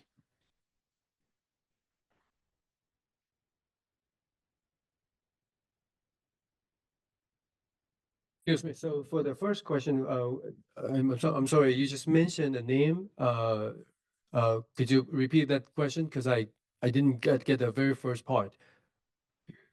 Governments of Taiwan had shadow ministers in the Kuomintang Mm-hmm. with the early expectation that if perchance the party failed, these guys would lead the charge in taking over those ministries once again, almost as if the Kuomintang had reconquered China after the party. Mm-hmm. Well, you mentioned the structure of KMT, in the past, and whether it is still there today. Well, I have to say, after Kuomintang losing power for the past few presidential elections, the Kuomintang is encounter very difficulty having enough sufficient talented remain in politics, because as a politician, if you lose position, you lose resources. So many of the KMT talented potential politician, they try to find their own profession. So that's actually one of the shortage, the problem for KMT. But now, because KMT actually possess more position or at the county level, so many KMT, like I mentioned, the Young Turk of KMT, they kind of develop a new group of like young potential KMT politician under their wing, which means at the county level. So what I'm trying to tell you is that there are young people in KMT. They are under certain training and they are ready to learn more. But of course, without having this, the executive power, I think KMT will have some issue whether they have the experienced politician. But the direction, I mean, the KMT is now facing, moving toward I think the right direction, but it takes time. Like I said, the generational replacement. I just want to mention the structure, because in the past, one of the stereotype about KMT is because KMT has a lot of business person who do business in China and also possess on the position within KMT as a 中常委 or committee member. But under Johnny Jiang and many of the KMT young leader, they like to change that. They will probably propose when I don't know, when the new chairman got elected, they will probably have a reform having all of the people who like to be the KMT like central committee member. One thing you have to do is to cut off the business relations with mainland China.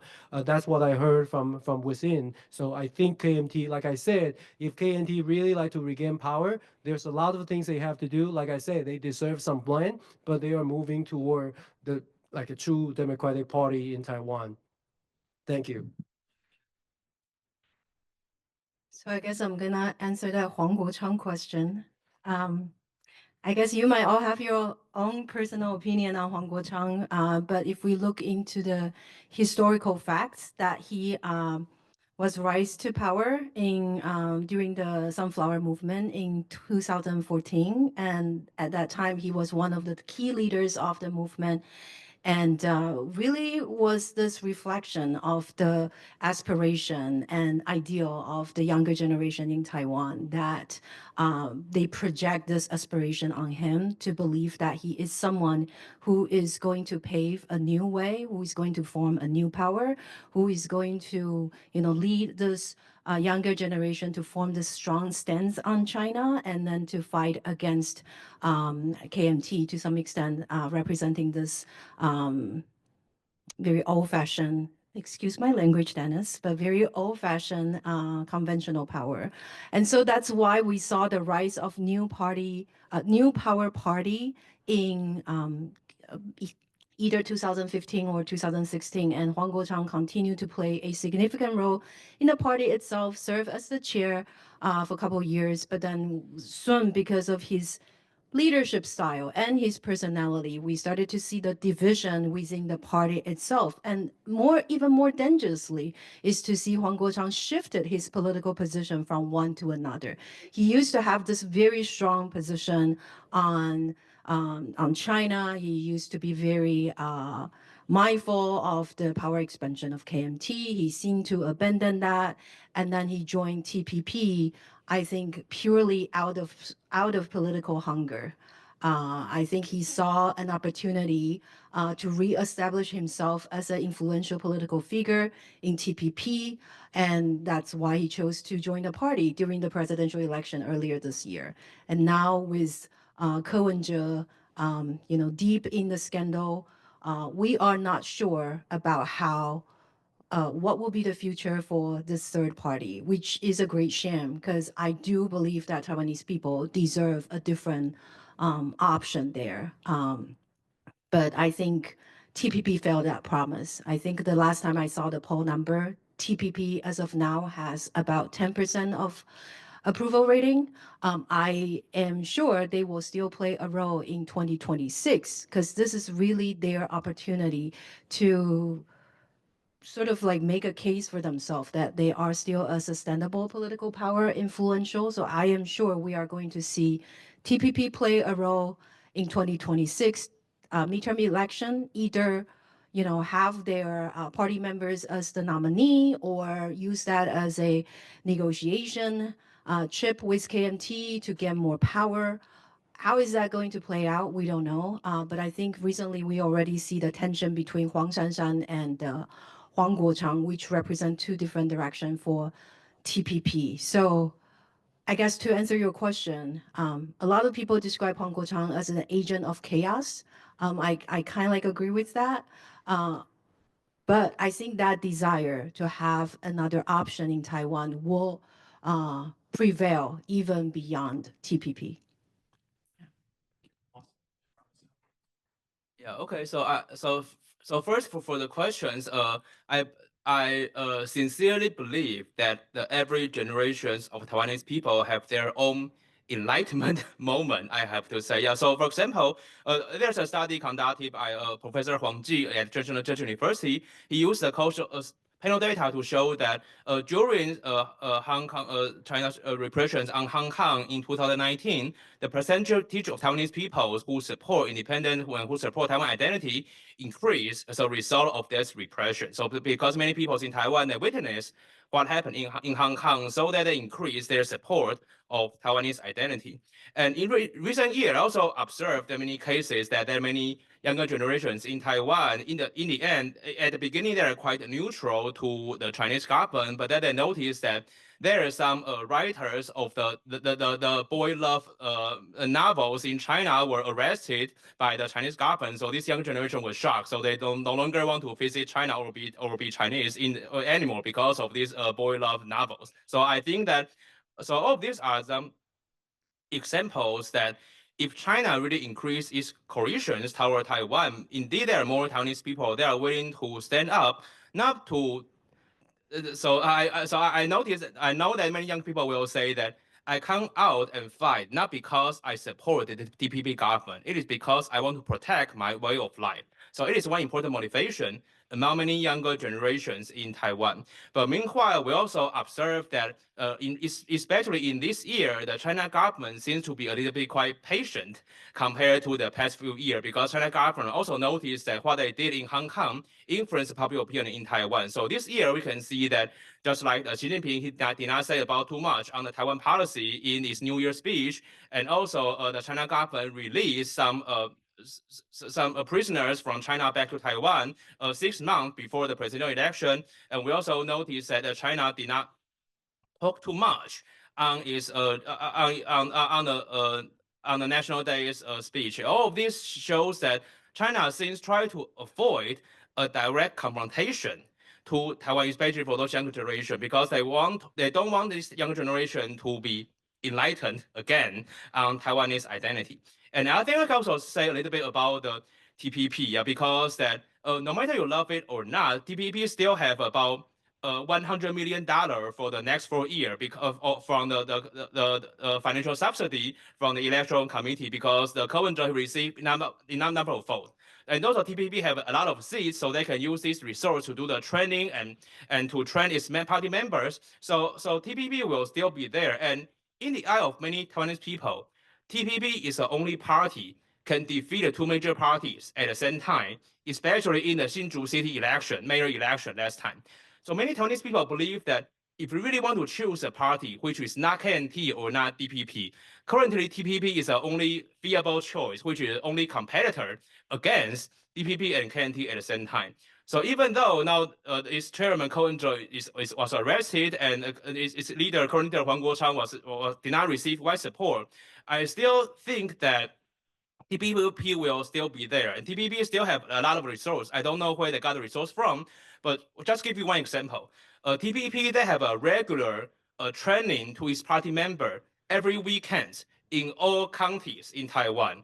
And before the Ko was arrested, Ko will visit to almost every this weekend talk to its members. Sometimes the talk only have about 20 people gathering, sometimes about 40 people, but they have actively do training to all of their party members. So that's a reason why they have a lot of loyalists, and this group of people are still willing to do a protest in Taiwan street 2 days ago and also 2 weeks ago. So I think there are the base for the TPP supporters. So I can imagine that for the upcoming election, TPP can use a kind of populist way of agenda saying that I'm the only party to defeat the KMT and TPP at the same time. So please support us. I think it can still got a lot of support from those non-partisan who don't want to talk about cross-strait relationship. Wow, well, thank you for such a fantastic opening discussion for our conference today. Please, everyone, join me in thanking our panel of experts. And thank you all for sticking with us for a little bit over time here. So now it's on to lunch. So I believe lunch is just going to be in the lobby right in front of the entrance. Feel free to grab something, come back in here and eat, and we'll start back up again in about 20 minutes. Thanks, everybody. Right, good afternoon, everybody. Hi. 各位同事，大家好，请坐一下。How we doing? Folks in the corner. We need to call this to order. We need to be out of here by 2. Okay, good afternoon, everybody. First of all, I just want another round of applause for our first set of speakers. What an enlightening and enjoyable set of panels. So thank you so much for our first sets. And an extra big thanks to Richard Haddock, who is working on these issues of democracy and resilience and has done such a wonderful job putting together our Taiwan programming this year. Now, I have the great pleasure and honor of chairing the second panel, for which I would ask if the panelists could come and take their seats up here at the fronts as I gradually introduce you. Excellent, thank you, thank you, thank you. Okay, so let me introduce the panel. Panel 2 is on the health and future frontiers of Taiwan's democratic institutions, a matter of great concern to all of us here in this room. We're gonna have 3 speakers. The first is Dr. Li-Yin Liu, currently of the University of Dayton. She has a PhD in political science from Northern Illinois University, with a BA in public management and policy, and an MPA from Donghai University in Taiwan. Dr. Liu's research interests are centered around science-intensive public policies, including environmental sustainability and COVID-19 policies. Her current research focuses on environmental nonprofit organizations' influence in policy making and citizen engagement in environmental policy implementation.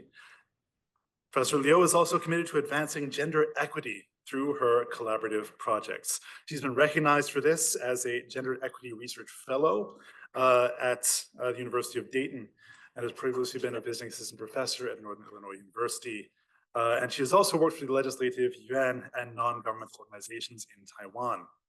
We'll also be hearing from Jun Lin, the Senior Program Manager for Asia Pacific Programs at the National Democratic Institute, or NDI, here in DC, overseeing the Institute's Hong Kong, Taiwan, and Asia Pacific regional programs. With over 8 years of experience in the nonprofit sector in the US and Taiwan, Ms. Lin began her endeavors in the democracy, rights, and governance sector as an activist in the 2014 Taiwan Sunflower Movement. In 2016, Ms. Lin moved to the United States and joined the Formosan Association for Public Affairs, FAPA, as a policy expert focusing on US-Taiwan relations. And before joining NDI, she worked at Freedom House and the International Republican Institute, focusing on supporting civil society actors in China, Taiwan, Hong Kong, and the Uyghur communities, in which capacity she's also spoken here at the Seeger Center before. Finally, we'll hear from Dr. Karis Templeman, who is a research fellow at the Hoover Institution and the manager of the project on Taiwan in the Indo-Pacific region. So thanks for coming all the way from the Bay Area. He is also a lecturer at the Center for East Asian Studies at Stanford University. From 2013 to 2019, Karis was a social science research scholar at the Freeman Spogli Institute for International Studies at Stanford, where he was the program manager of the Taiwan Democracy and Security Project. Excuse me. Outside of Stanford, he is a member of the US-Taiwan Next Generation Working Group, like many people here, and he was a 2019 National Asia Research Program Fellow at the National Bureau of Asian Research. He has also served since 2012 as a contributor to the Varieties of Democracy project, and from 2016 to 2018, he was the coordinator of the Conference Group on Taiwan Studies, a related group of APSA, the American Political Science Association. He holds a PhD in poli-sci from the University of Michigan. So one thing I want to remind our presenters about, well, actually two things. One is, this is a university. We live and die by our arguments, our evidence here. So make them strong. We will question you. And number two is, you have a maximum of 15 minutes to speak. And in order to, again, this is a university and knowledge is socially created. So we're going to enforce that limit to ensure that we have time for a conversation with our audience. All right? Do we agree with the ground rules? Fabulous. In that case, Professor Liu, I'm so sorry. Get started.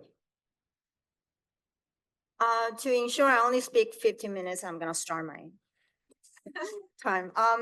Thank you so much for having me. I'm gonna move away from politics to the realm of public administration and public policy, because Richard and I have agreement that we are going to make this speech a little bit closer to public administration part. When I was deciding what I'm going to talk about, I hesitate to bring COVID again because it's long overdue and everybody's just so over it, right?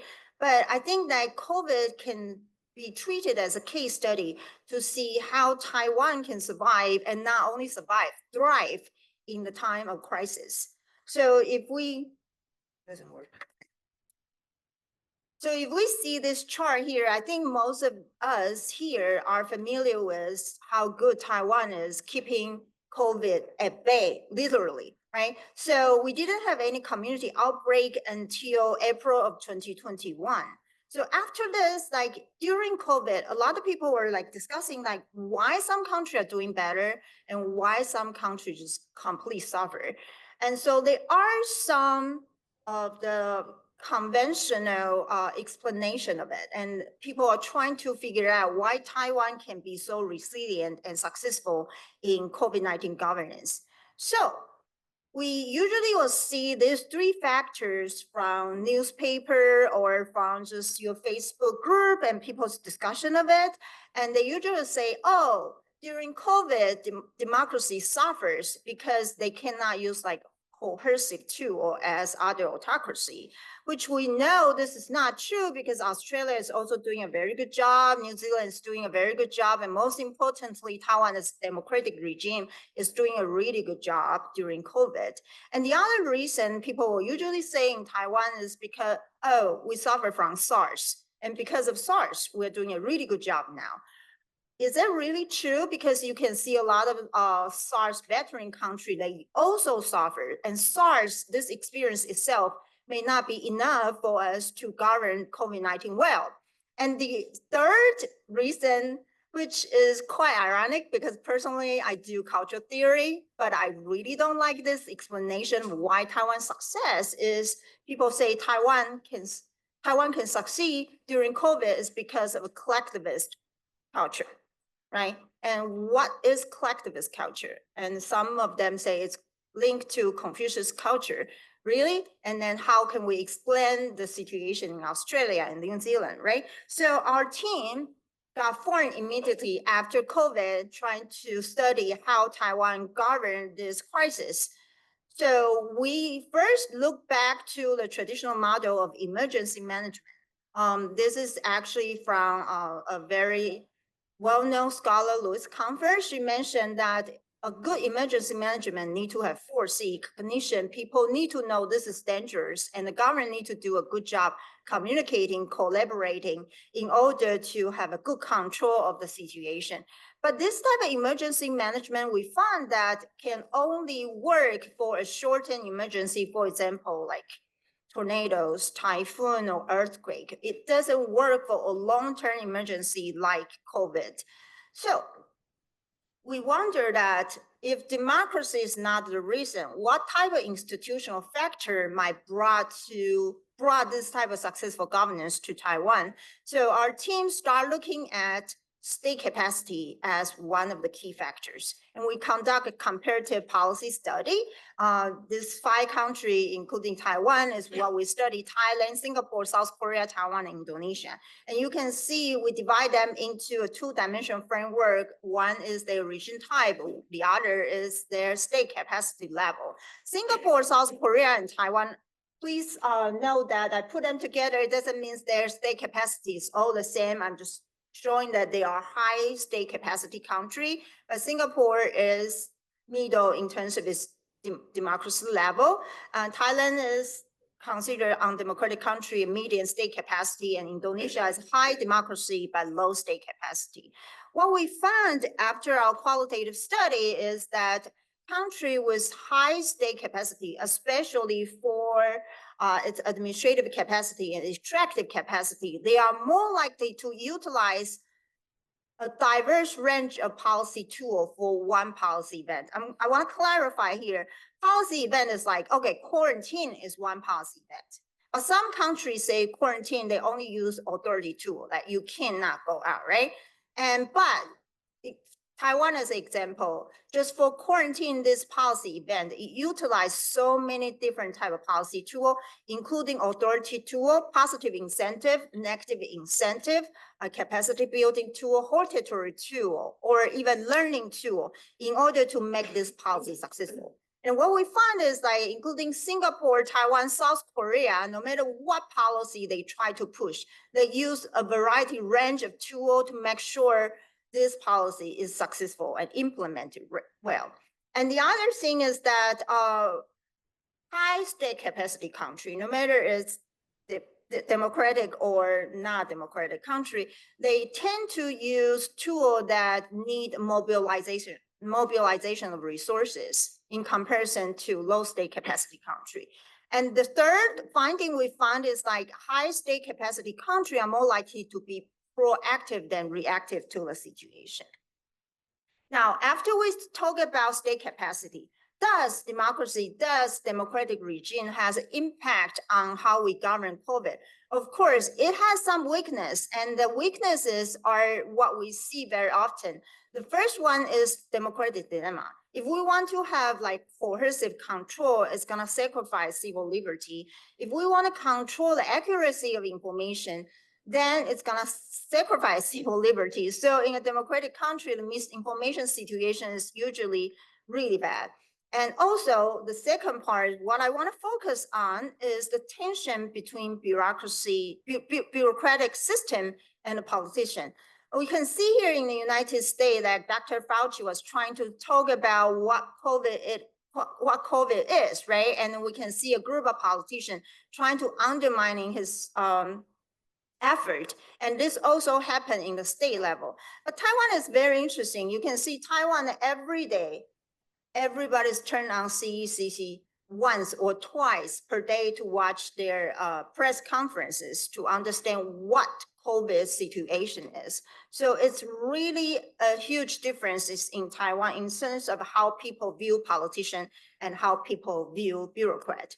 And the third weakness is the shaky social trust. But in order to overcome this, we utilize a lot of like persuasion instead of like coercion to increase compliance. And also a lot of collaboration with civic society. For example, the civil hacker group help Taiwan to build a mask map so people can easily find where mask is, right? I'm gonna show you an example of how they utilize communication tool instead of coercion to persuade people the policy implemented in Taiwan. So this is actually an infographic that I just cut from CECC's website. And how many of you take statistics class? Probably all of us, right? And type 1, type 2 error.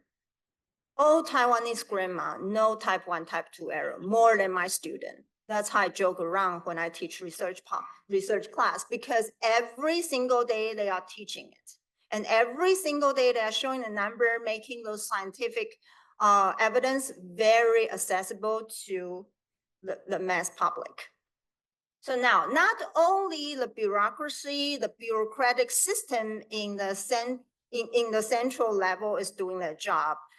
in this pandemic, we often like overlooked a group of public officials. They are doing amazing job. They are the village clerk, 里干事, 村干事. What their job is, like, no matter how well the central government is doing the policy persuasion or policy communication, not everybody was watching the news. And all the policy is very complicated. So they need someone to really explain to them.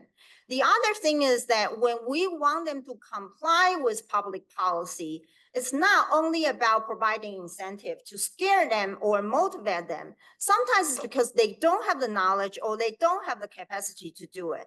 For example, I flew back during COVID and I had to do a 14 days quarantine. And at the beginning, I was really worried, how am I gonna dump my trash, right? And turns out the county clerk who are responsible for my case, they call and schedule the trash collector to come. So they are providing a capacity for people who want to comply with the policy, but doesn't have the tool to comply with the policy to have those resources. So the county clerk, the local level bureaucrats are also play a very, very important role to ensure policy compliance during COVID. Now, let's move to the policy communication part. So why Taiwan's policy communication is so successful? Eventually, our team brought up an idea from international studies, which a lot of experts here. So about a concept called securitization. Securitization, simply say, is when a government elevate a case, a non-national security issue, to a level of national security. This process is called securitization. So we can see example here. For example, President Donald Trump said that we have to battle the invisible enemy, which is the coronavirus. And the French president also say the same thing. So a lot of countries are utilizing securitization mechanism in order to elevate the importance of COVID, in order for people to agree with those stringent policy. But why? Why only Taiwan's success? Why this doesn't work in the United States or the other country? So our study found out is that because instead of fighting an invisible enemy, we are able to connect this invisible enemy to some already exist geopolitical threat from China, and where people are also very aware of the international isolation situation for Taiwan. And on like January of 2020, when COVID really, before COVID attract any global awareness, we have already have the first National Security Council. So all of these conditions add up together that lead to successful securitization.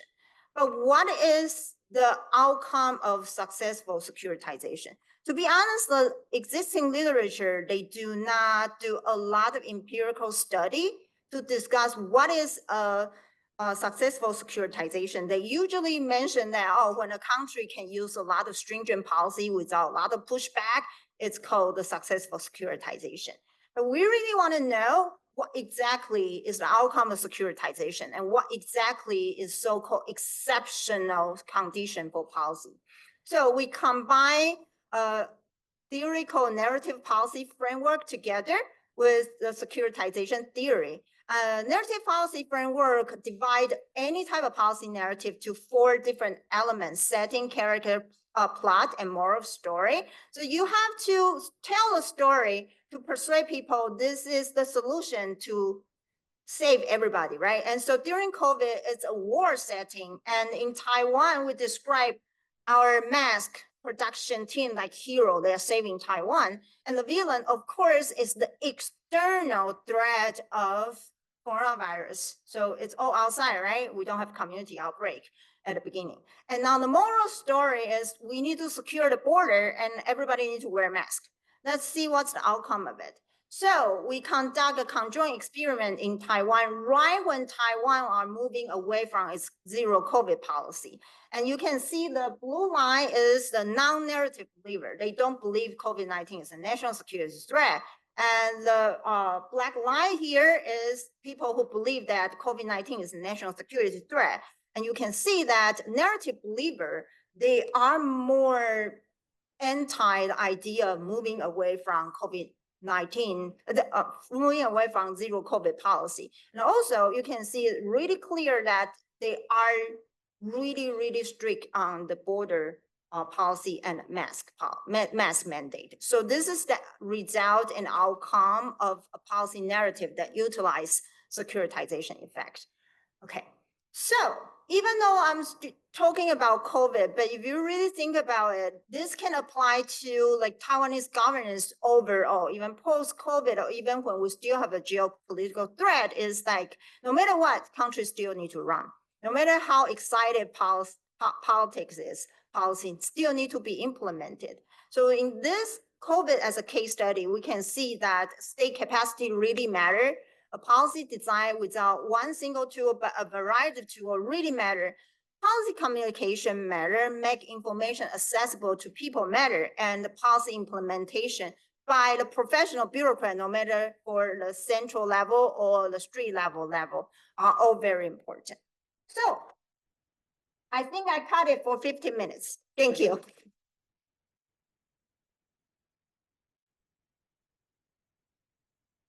Please invite you in up to the podium. I'll speed up the presentation. Okay.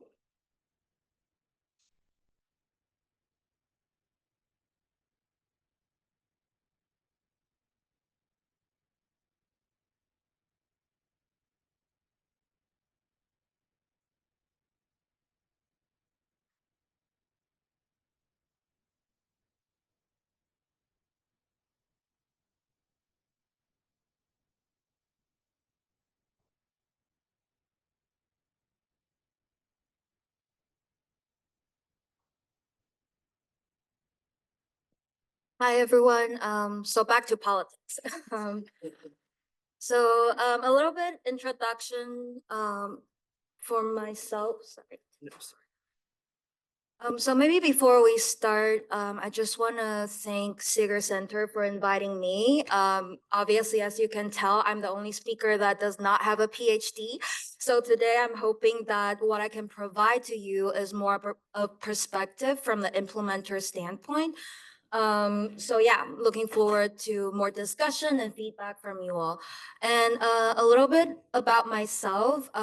Thank you, Eric, for that very wonderful introduction. I was the Sunflower Movement activist 10 years ago. I've worked in Taiwan for several years. I founded a youth group after the movement, but sadly it was dissolved after I moved to the US. I also worked in politics. I work as a legislative assistant. I actually worked for co-unjust campaign in 2014.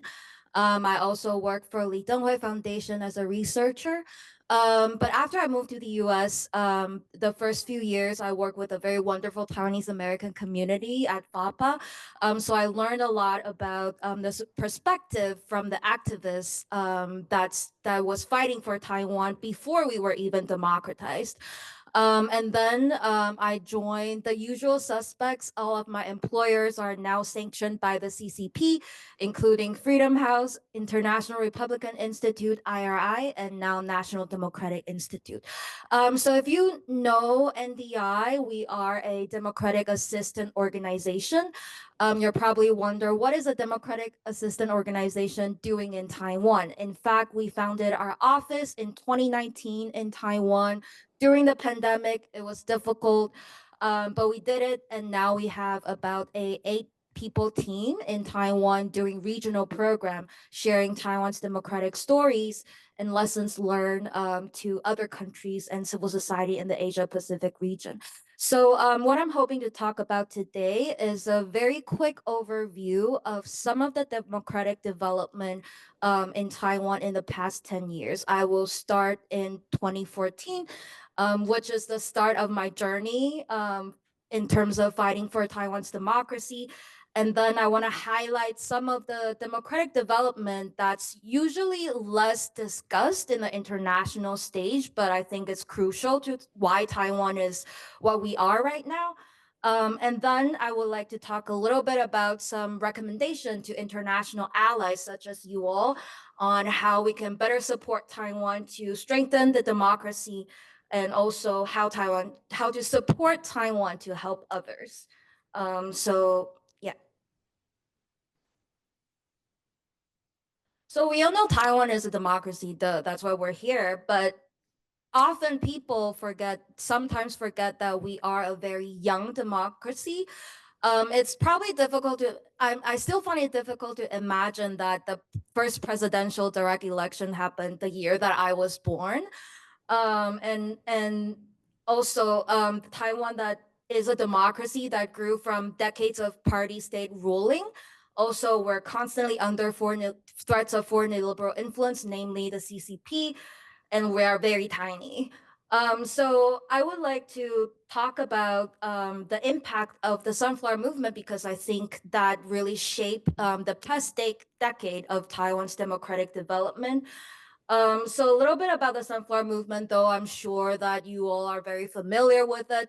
While it is about a trade issue, about the service trade agreement with China, but among the participants, there's a large audience that participate in the movement because of the injustice of the legislative process. So I would argue that the majority and the consensus of the movement is actually largely focused on procedural justice. And also a part of the participants, of course, is wary of the China factor and how China might coerce Taiwan through economic means. Thirdly, there's also a small group of participants that are generally concerned about the impact of globalization towards Taiwan, namely how international trade could hurt local businessmen and women, and how that would impact local economy in the long term. So from that, you can see that Sunflower Movement is not just a movement about cross-strait relations, about Taiwan sovereignty, or about trade issues. I would argue that it opened, one of the very important factor of impact of Sunflower Movement, I would argue, is that it really cemented the culture of civic engagement. Since the Sunflower Movement, there has been a lot of activities, groups, process that's focused on deliberative democracy, because Sunflower Movement itself, it is an implementation and a case study of how direct democracy could work in the context of a social movement. So a lot of development following that, including the rise of the civic tech community, digital governance, digital democracy, a lot of that attempt really came from some of the ideas during the Sunflower Movement and how activists employ different strategies to sustain the movement. And second of all, as discussed by other panelists, it is a movement that really strengthened the Taiwan identity. We can all go back to that NCCU chart that you probably saw many times, but it is a starting point for at least my generation to really start talking about Taiwan's democracy as Taiwan. Thirdly, I would argue that it fostered a culture of youth engagement. So as discussed, there's a lot of youth activists participated in the movement, later joined a lot of third parties or the ruling parties and started their own NGOs, including myself, to find a new way to participate in politics, which we can also see a similar pattern in the Bluebird Movement that took place this year, 10 years later of the Sunflower Movement, how the movement was organized, for example, buying New York Times advertisement, it happened the same 10 years ago. So youth engagement has become something that's very normalized, very popularized, and I would argue that it's definitely one of the key impacts of the Sunflower Movement. And as mentioned, as a Sunflower Movement generation, to me, it was a starting point where we reimagine a democratic Taiwan without the burden or the shadow of this controversy over sovereignty issue, because at time, the consensus around Taiwan is that we are Taiwan, we are not China. So that's why I think Sunflower Movement is a very key turning point for Taiwan's democratic development since 2014. So I want to talk about some of the momentums and also the limitations that we face in the past 10 years since the Sunflower Movement. First of all, I do want to highlight a few trends. First of all, the emergence of new political parties, advancement and the broader deliberations around social justice, social issues, even economical social rights issues. And also strengthen cross-sector collaboration and civic engagement as evident in a lot of the civic tech communities. For example, they've hosted congressional hackathon, working with legislators, looking at congressional issues and resolving democratic issues through technological means. Lastly, we've also seen some attempts in institutionalizing some new agencies to address democratic challenges, including the establishment of Minister of Digital Affairs, but also Taiwan's effort in institutionalizing transitional justice issues. So first of all, looking at the development of the third political parties, I made a graph based on the third party's party vote percentage, party vote rate throughout the 2016 election, 2020 election, and 2024 election.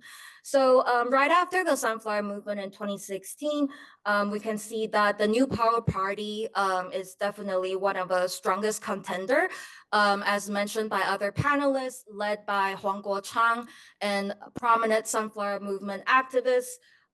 They definitely succeeded a lot of political attention from the Sunflower Movement and therefore won 5 seats. And at the time, there was also this other very prominent Green Social Alliance party that unfortunately won 0 seats, but 2.5% in party vote. At the time, there were still, aside from KMT and DPP, there were still some more of the conservative, I would character them as pro-China party, if Dennis agree. The People First Party and the New Party that still has a little bit of popularity there.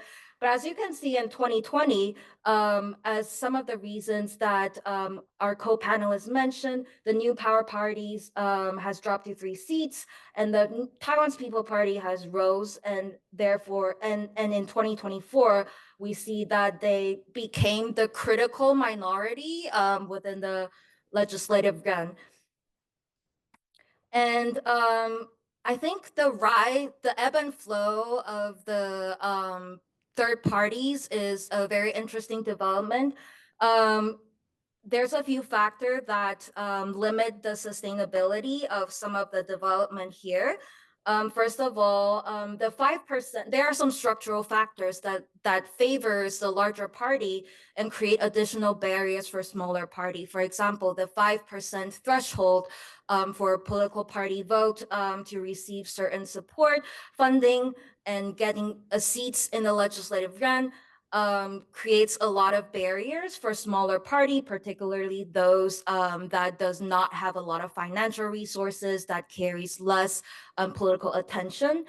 And I would also like to highlight that TPP's success, specifically this year, really highlight, and also the rise of the New Power Party, shows voters are largely mobilized by a very strong leader. And as Austin argues earlier, this tendency of swaying away from the green and the blue dynamics is something that's growing more popularity, specifically among young voters.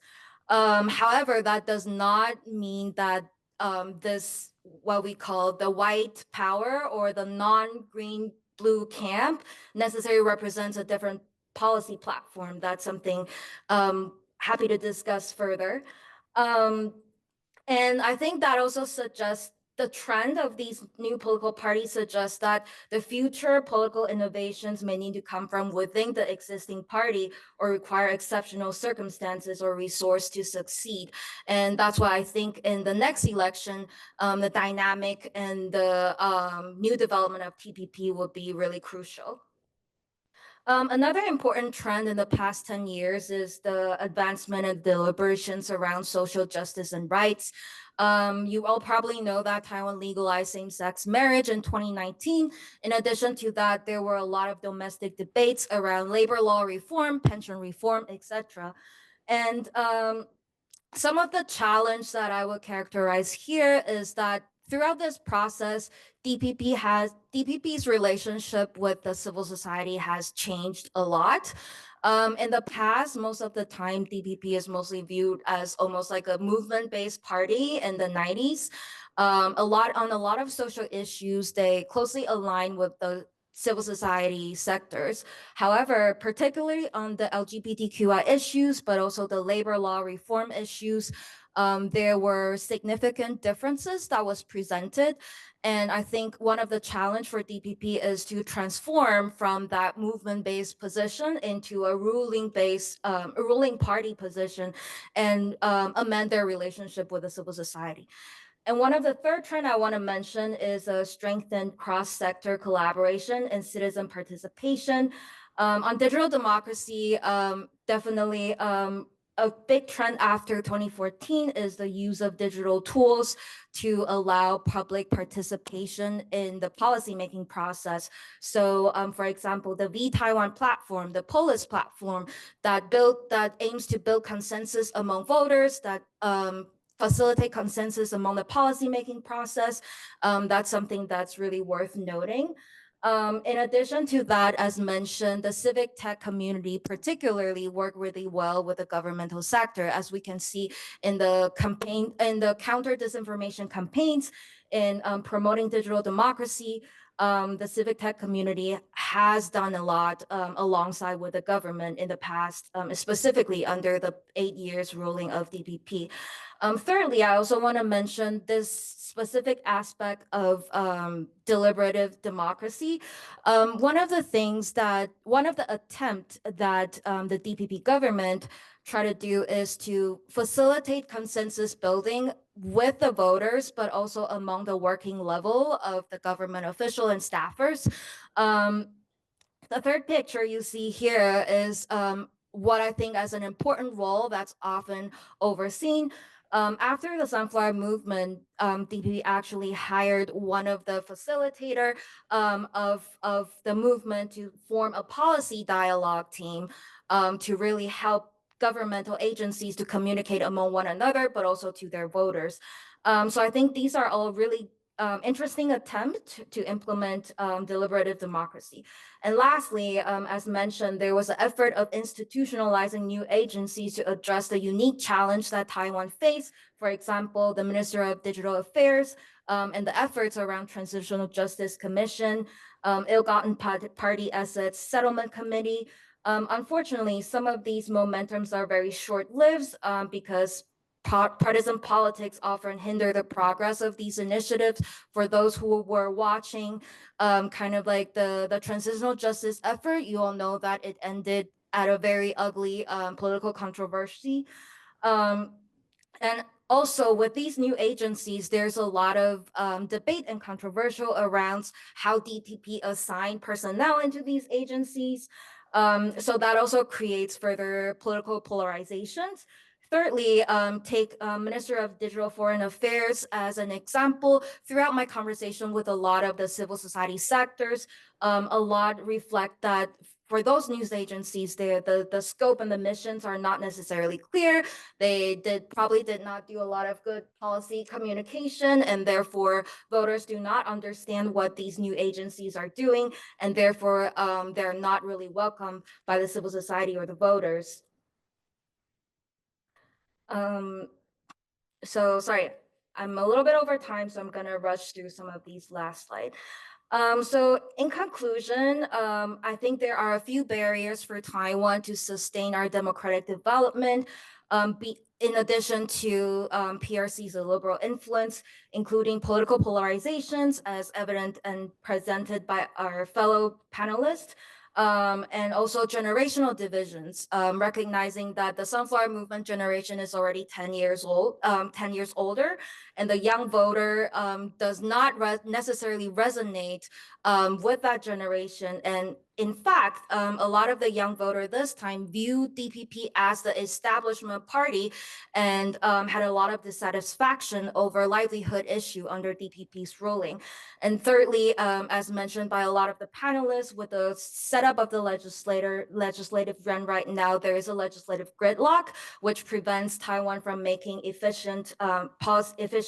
it prevents Taiwan's efficient policy-making process, and also persistent corruption issue, as you can see in TPP and Cohen's case, and also Taiwan as the only president that did not go to jail and did not get caught up in some corruption issues. And lastly, of course, there are still some institutional and constitutional barriers that prevents Taiwan's further democratic development. So a few recommendations for international allies and supporters, such as myself and at NDI. I think aligned with a lot of the speakers' point earlier, I think the international community need to recognize Taiwan's unique status and looking into Taiwan's democratic issue beyond just geopolitics, cross-strait relation, and security issue. Secondly, I do think foster robust relationship at the working level of the government with the civil society is really critical, allowing experience sharing, lessons learning from one another, also preventing political parties using international allies as a tool to win over voters or create untruthful information. Thirdly, help Taiwan tell their stories on international stage. For example, despite Taiwan's effort in countering disinformation, fostering a multi-stakeholder model of internet governance, despite the development of Taiwan's civic tech sector, Taiwan's organization are still rejected in the International Governance Forum last year because they adopt the UN system, which they don't recognize Taiwanese passport. Such barriers prevents Taiwan from joining global discourse on important democratic issues, stop Taiwan from joining multilateral bodies. So I think continued support for Taiwan on those global platforms will be crucial to support Taiwan's democratic development, but also help Taiwan share their experience to the world. And just want to highlight that 10 years later, as we can see, and as mentioned by other speaker, we've seen another large-scale social movement with similar mobilization structure. The Bluebird Movement now focused on the expansion of the legislative power. Also, last weekend, which is yesterday, there was also a big rally hosted by the lawyers and legal professionals in Taiwan against the amendment of the Constitution, litigation regulations. And so 10 years later, we're still dealing with a lot of democratic issues with a whole different context here. So yeah, these are some recommendations for fellow implementers and looking forward to the discussion in the Q&A session. Thank you.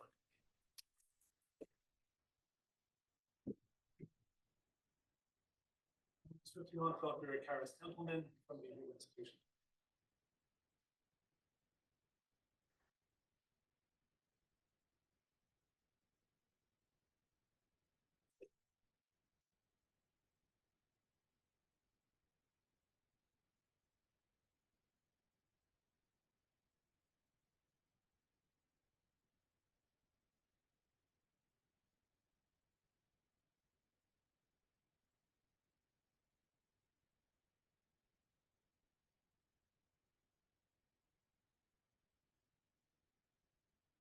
Very much.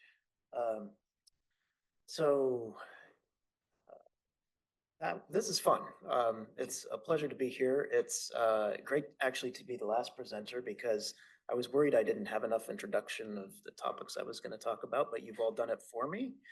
So I can launch right in. I want to start with what I think is probably a puzzle given the concerns we've heard today about the state of democracy in Taiwan. Taiwan really scores well on democratic indices. Depending on the ones you're using, it varies a little bit, but it's almost always near the top. Certainly in Asia, it's typically second to Japan. Around the world, among youngish democracies, It is in the top 10, often in the top 5. So I've just picked 4 here. One is Freedom House. Freedom House ranks at second in Asia, second only to Japan, quite a bit above the United States these days, actually. The Bertelsmann Transformation Index ranks countries that are not OECD countries. Taiwan is 3rd in BTI in terms of its political transformation score. The Economist Intelligence Unit, their democracy index actually had Taiwan 10th in the world this past year, which is up quite a bit from where it was 5 years ago. And then VDEM, which I've worked on myself, VDEM is a little more pessimistic about Taiwan, but even VDEM has Taiwan up among the top countries in Asia, just behind Japan and just ahead of Brazil. So generally, the comparative scholars who look at Taiwan and place it in a global context think Taiwan's doing well, right? So the puzzle is, we see this year a lot of this, right? Some of these photos I think other people have shown already, but you know, there's regular brawls in the legislature. There's mass protests in the streets, both to oppose an attempt by the legislature to exercise additional oversight over the executive branch. Protests by lawyers just a couple days ago about potential reform to the Constitutional Court, and just generally a lot of open conflict between the legislature and the executive branch, and civil society is regularly involved in these fights as well. So is this really what we should see if we're seeing a very high quality, healthy democracy? What's going on here? And basically my answer is that Taiwan is in a period of divided government. And I'm going to date myself here a little bit. Yeah, I'll get to that in a moment. Taiwan's divided government, we have an executive controlled by the DPP. So the president is directly elected. He appoints the premier. The premier is a DPP member. But the legislature is now controlled by the KMT and TPP together, and the DPP is in the opposition. And here's where I'm going to date myself, is fairly unusual. Since 1996, we've only had 8 years up until this year where we had divided government. Those 8 years happen to coincide with the 8 years that I got really interested in Taiwan politics and went to Taiwan. So it's a little bit unsettling to hear that people weren't born then or were in grade school when that happened. Xiaoning and I were just talking, kind of commiserating last night over dinner about how suddenly we're like in the older generation, and there's like people with PhDs who are, you know, our children's age potentially, you know. But the point I want to make here is that there's actually an analog to divided government in Taiwan from 2000 to 2008 during the Chen Shui-bian era. And since Dennis promoted his book, let me promote one of mine as well. Taiwan's Democracy Challenge, I think, is a good reference point if you want to understand some of the battles we're seeing today between the legislature and the executive. This is an edited book volume I did with the late Ju Yun Han and Larry Diamond that covers a lot of the kind of democratic challenges and conflicts and resolutions of this era. And I think we're actually revisiting some of the chapters in this book in this new Lai Ching-te era, right? So in the interest of time, let me just present in a very kind of stylized sense, what is the problem when you have divided government in a presidential regime? Well, you've got a president and a legislature that have separate origins, so they're elected by different constituencies, and they have separate survival. So the president can't just call a new election and have the voters weigh in at a particular moment. I'm kind of waving my hands at the clause in the Taiwan Constitution that might allow this under certain circumstances. They've never used that, so I'm going to treat Taiwan like a full presidential regime here. The problem with a partisan battle between a legislature controlled by one coalition and an executive controlled by the other is that there is a natural tendency for them to want to win a power struggle, to try to aggregate as much power for their own side and away from the other side. And I'm in Washington, D.C. There's the Washington Monument right over there. Congress is right down the street. Everybody knows in the U.S., when you've got divided government, there are partisan fights over everything, right? And in Taiwan, this is actually a pretty unusual situation. And there are some significant institutional fights right now that are about fundamentally the opposition in the legislature trying to exert greater control over what are supposed to be nonpartisan, impartial accountability institutions in Taiwan. And the executive branch has been used to running these or appointing these itself without a whole lot of kind of robust oversight from the legislature. So in my view, the kind of challenge we have right now in Taiwan was quite predictable as soon as we saw the results on January 13th. I knew that we were headed into a period of greater institutional conflict. I should have said at the beginning, I'm working on a book on Taiwan's democratic institutions and their evolution. So I wanted to pick 3 examples from that larger study and talk a little bit about how there are design flaws in each of these institutions that have really become apparent now that we're in an era of divided government. So the first is the Constitutional Court, which has already come up a couple times today. The Constitutional Court is important because it issues constitutional interpretations. And so the legislative bill to exercise greater oversight over the executive branch got appealed by the DPP to the Constitutional Court. The Constitutional Court then had to rule on that legislation and said most of it was unconstitutional, so it's invalid, right? The problem with that is that all of the members of the Constitutional Court were appointed by a DPP president and confirmed by a DPP legislature. And so even if they are completely non-political, apartisan, trying to rule simply on the merits, it's pretty easy to accuse the court of being a green court. It's a bit like if we had every single Supreme Court justice being appointed by a Republican, and then they're ruling consistently for Republican priorities, right? Similar kind of potential problem in the Taiwan system.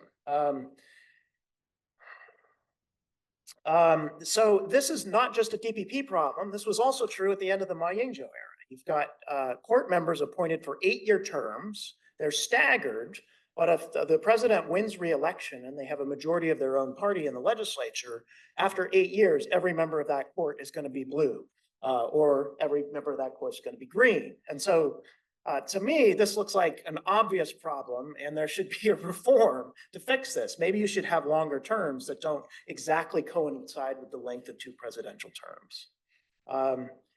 So bottom line, the court is going to be pretty friendly to the ruling party until and unless we're in a period of divided government, and then the court is paralyzed. So the current standoff is we've got 7 justices whose terms have just expired.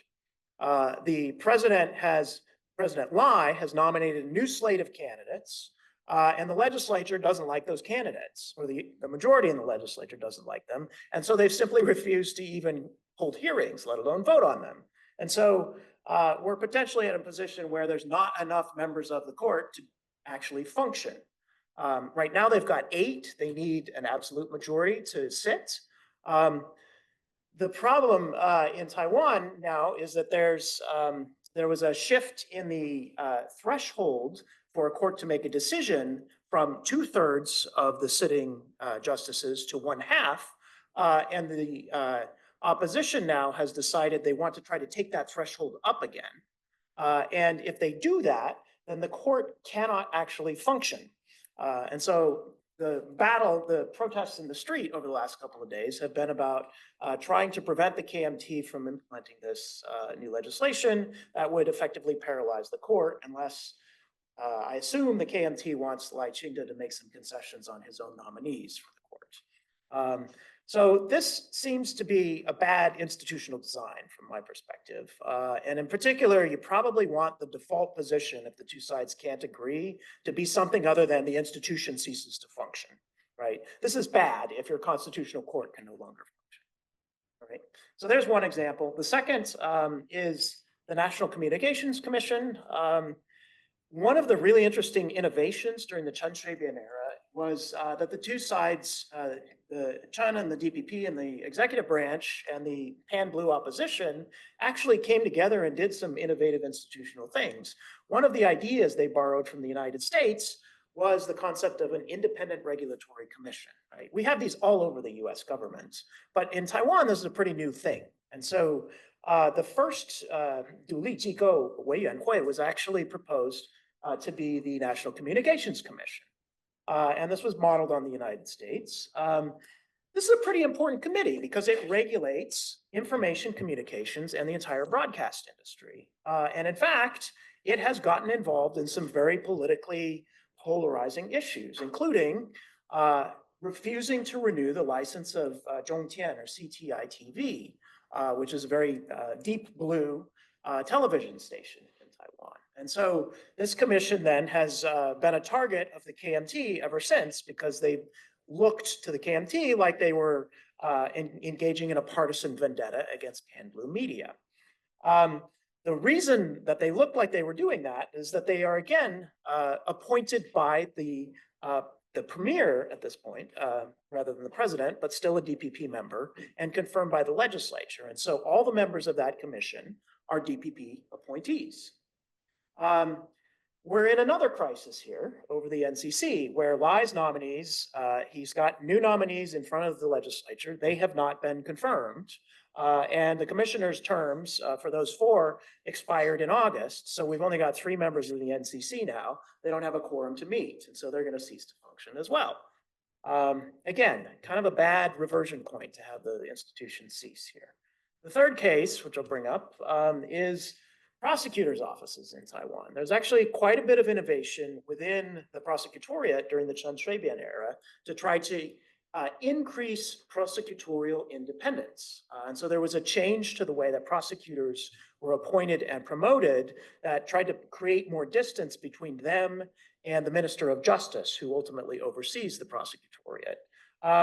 And my impression up until this year was that that was actually pretty successful. The prosecutors in Taiwan, especially at the local level, are pretty independent. They're not particularly susceptible to partisan influence. But we see some, a set of politically, shall we say, convenient prosecutions for the current president, including going after Ko Wen-je, the main leader of the TPP. So the whole setup of the prosecutor's offices, I have some questions about whether it's actually fully or sufficiently politically independent of the ruling party these days. I don't have time to get into it, but there's also an agency called the Agency Against Corruption, created during the Ma Ying-jeou era, which has also gotten directly involved in prosecuting this. So this is not just a DPP or a KMT issue. This is more of a kind of a broader institutional design issue. And the TPP, of course, is arguing that Ko Wen-je is guilty of nothing and is being politically persecuted right now. I tend to be skeptical of that argument. There's enough evidence that's come out that suggests that Ko Wen-je is probably guilty of some of the stuff he's accused of. But I also think there's sufficient reason to wonder about the timing and the kind of alacrity with which the prosecutors have pursued the case against Ko Wen-je. Lest I end on a negative note, I want to highlight some other nonpartisan institutions in Taiwan that still continue to function very well. One that gets almost no attention in conversations about Taiwanese politics, but is really important, is Taiwan's central bank. The governor is appointed by the president of the country. There's no legislative yuan approval required. He's on a 5-year term. The previous governor of the central bank was so deeply respected that he was appointed 4 consecutive times. This guy was his deputy. Then he stepped in when that guy retired. And the central bank has a great deal of de facto independence. But if you were to have, say, a future president of Taiwan who really wanted to meddle with the central bank, it's not clear to me that there are sufficient institutional safeguards in Taiwan to prevent something like that. A second case, the Central Election Commission has held, give me 1 more minute. CEC has held very high quality elections, even though they have a partisan leader of that commission. They have generally performed quite well. And the last thing I'll flag here is the Central Police Agency. I actually heard before the 2024 presidential election from a couple people in Taiwan who were concerned that Hou Youyi might try to politicize the police system in Taiwan. Is the former head of the police agency, the chief policeman in Taiwan. And somebody told me one of his secret advantages would be mobilizing policemen all around the island to support his campaign. That didn't happen, and I was reassured by that. And that to me suggests that the police are still a broadly trusted, nonpartisan, independent agency, and that's a really good thing for Taiwan's democracy. So summing up, I'll just note Taiwan's democracy gets high rankings in comparative indices, but I think it has significant institutional flaws. These problems are becoming increasingly apparent during divided government. I think strengthening Taiwan's democracy for the long run requires addressing some of these institutional problems.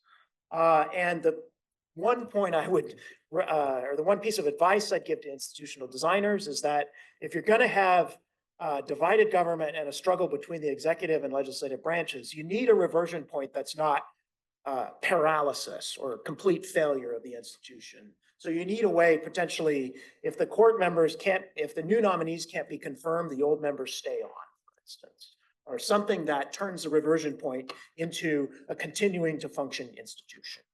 Right. And I'll stop there. Thank you.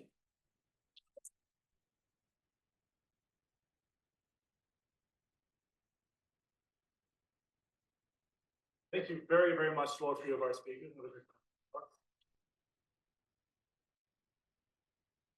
Brilliant, brilliant discussions. We want to pulse check on Taiwan's democratic institutions. We sure got them. One thing that struck me about this was, I mean, look, we had a presentation that told us, as Leo did, that in many ways, Taiwan's institutions are very strong. They're flexible because the state capacity and democracy have combined in ways that allow the country to be flexible in response to major crises. June has reminded us that there's a building consensus around democracy, around civil society, and sort of responsibility among Taiwanese youth, thanks to these many, many movements. But this has ramifications in the multi-party system. Again, a sign of democracy, but also potential issues going forward as the island transforms.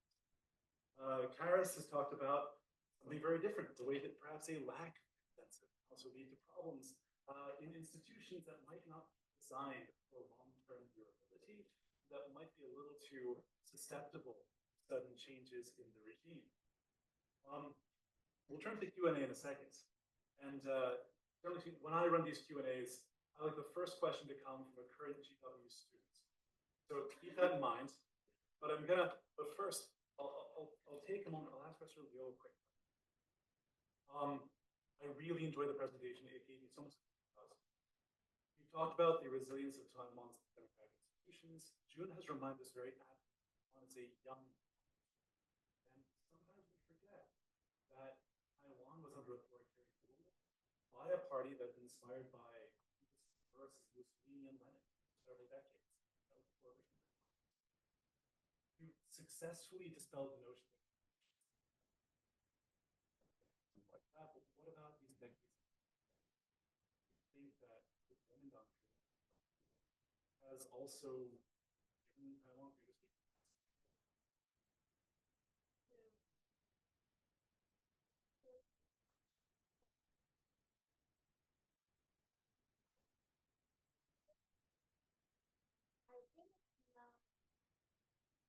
I'm sorry. I didn't turn the mic on. My bad.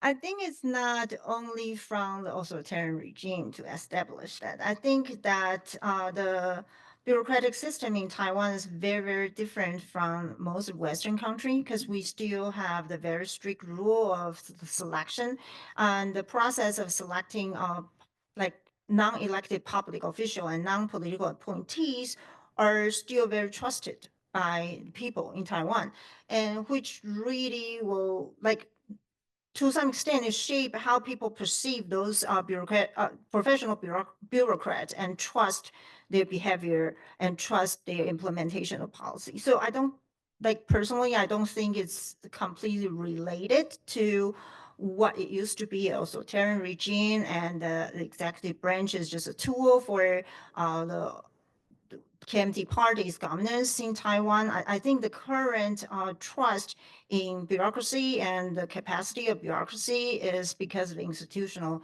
design of how they are selected. They have to pass a really, really difficult exam, right? Like 5% of passing rate. Now increase a little bit, but it used to be like 5% of passing rate. So you got to be really elite to be in those type of positions. So. Well, thank you very much. It's good. It's a great thought. That's something that came out of both your presentation and June's was the importance of narrative and the importance of sort of disciplining the subject, right? Having the right sorts of people in the right sorts of positions. And I think also speaks to Karis's concerns about when these institutions become really politicized. Do you have people in place who believe in and share this consensus about democracy? But I'm a historian, so I'm going to open this up to the audience and see, are there any questions first from our own GW community? Please, in the back. Hi, my name is David. I'm a current master's student here at GW Elliott School of International Affairs Asian Studies program. Thank you for a lovely speech today. My question is for June. Since you said you give a lot of knowledge about sunflower movement, and you've also coming from a background where you worked with Li Denghui Foundation. My question is, have you ever spoke to people who've engaged in wild lily movement back in the 90s? What are some of the understanding you have towards them? What are the understandings of these participation in the 90s that have the understanding on sunflower movement? And if possible, could you give us a little bit of this difference between the two movements? Thank you.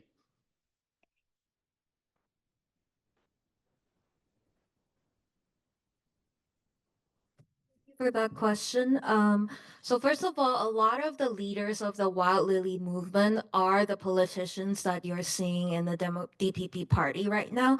I won't name them right now, but as you can tell from the name, that sunflower movement is a flower. Wild lily is also a flower. You can tell that there is a certain kind of like meaning of kind of like seceding from the momentums of the wild lily movement during the sunflower movement. But I would argue that the results of the both movements are interestingly, I think similar factors contribute to the success of the movement, of both movements. I think in the sunflower movement, for those who are familiar with the political dynamic at the time, Wang Jinping was very unhappy with Ma Ying-jeou. So at the end of the movement, it was a right political timing for him to come in, make that negotiation with students. I still remember he prepared a press release and just started handling to all of our student activists in the Legislative Yuan at the time. And similar to the Wild Lily movement, I think the demands of the Wild Lily movement somewhat coincides with Li Denghui's idea of political reform, and therefore they were okay. There was a timing for them to reach that consensus. So I would say that definitely both movement credited and also succeeded from the right political timing and the right political opportunities.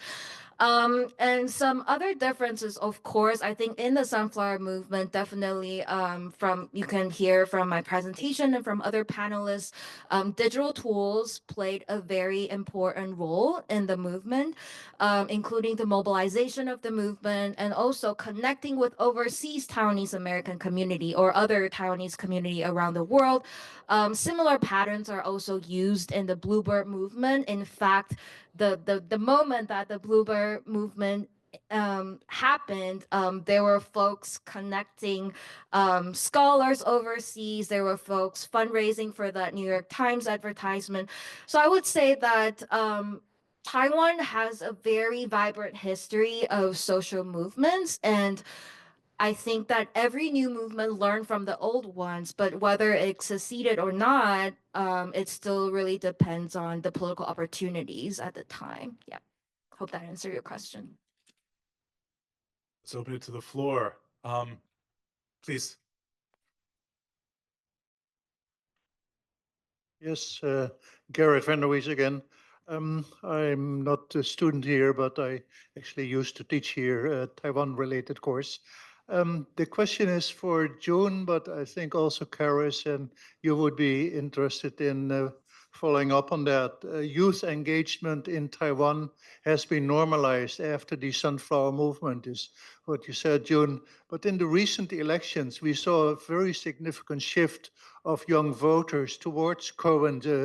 And my question is, where have all the sunflowers gone You know, I actually wrote an article on that title in the Taipei Times right after the elections, but maybe you can elucidate us a little bit further on that. What happened there? That's a very great question. So I'm here. I'm in DC. So I would say a little bit about kind of like the young youth voter right now.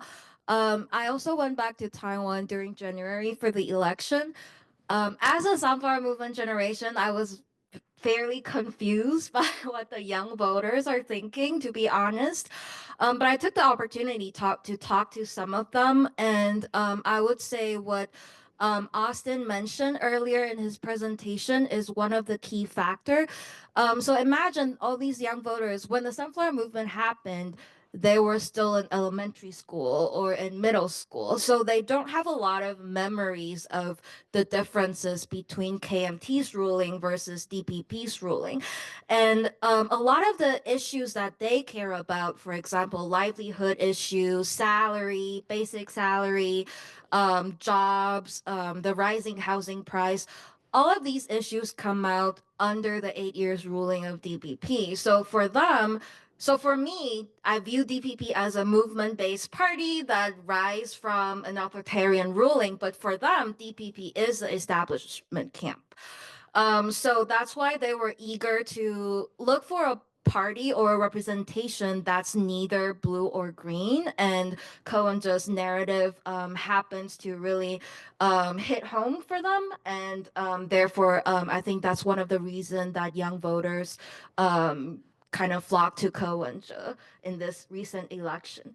In terms of where the Sunflower Movement generations are, I think that's we can look at that issue alongside with what I just mentioned, DPP's relationship with the civil society right now. A lot of the young generations, not young anymore, the Sunflower Movement generations, a lot of them are in DPP right now, holding governmental positions, leading certain bureaus. But for those who are watching Taiwanese politics, you'll know that a lot of them try to run for office as city councilors, as legislators. A lot of them join the third party that's not necessarily active anymore, including New Power Party or the Green Party, Socioeconomic Party. I would say, if I may be frank, I think the Sunflower Movement generation is dealing with the internal old party culture within all the different parties right now. Similar to what Dennis mentioned, kind of like the generational issues in KMT camp. I think that's also what the Sunflower Movement generation is facing. So I think one playing the devil's advocate here, one of the criticism towards our generation I give to ourselves is that the Sunflower Movement is a clear rejection of what we don't want, but we kind of lost that timing to discuss what is a new political landscape that we like to see. Instead, we kind of integrate ourselves into, I would argue, the culture of the last generation of DPP and KMT too soon without creating that new structure or new political landscape during the time where Sunflower Movement was still a thing. So yeah, that's my personal view on this. Hope that answers your question. Thank you very much. Do the other panelists have thoughts on where the sunflowers have gone? Sunflower. There we are. Here, so I think we should get. All right, so keep it on the floor. Yes, please. Hi, thank you very much for your wonderful presentations. I'm Kyung Shin, a visiting scholar at Seeger Center. I'm not exactly a specialist in Taiwan politics. I'm very interested in Taiwanese politics. So I have two questions, I think. One question is just jumping to the previous question about sunflower and young generation. I was wondering whether you see there is a shift in political elites in party politics in Taiwan these days, meaning that do you see more politicians that elected, for example, like young politicians, young legislators, or people with lots of different social backgrounds or, those from not political elite family, but like, ordinary people? That's one question. And the second question is that we heard in the morning that well, now the two parties kind of get converge on the issue of China question. But at the same time, a lot of panelists pointed that the Taiwanese politics is very much polarized. So my question is, the China question has been of the major traditional political cleavage so far, but given that the two parties getting more similar on that issue, then what are the major political cleavages these days? Thank you. Those are my two questions.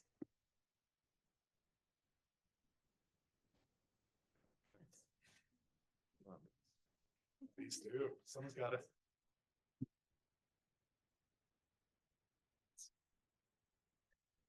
Is this on? Yeah, you can hear me. Okay. The shift in political elite. So, oh, this is dangerous because I don't know enough about Korea with a Korean in the room, but I'm gonna speculate about some differences between Taiwan and Korea.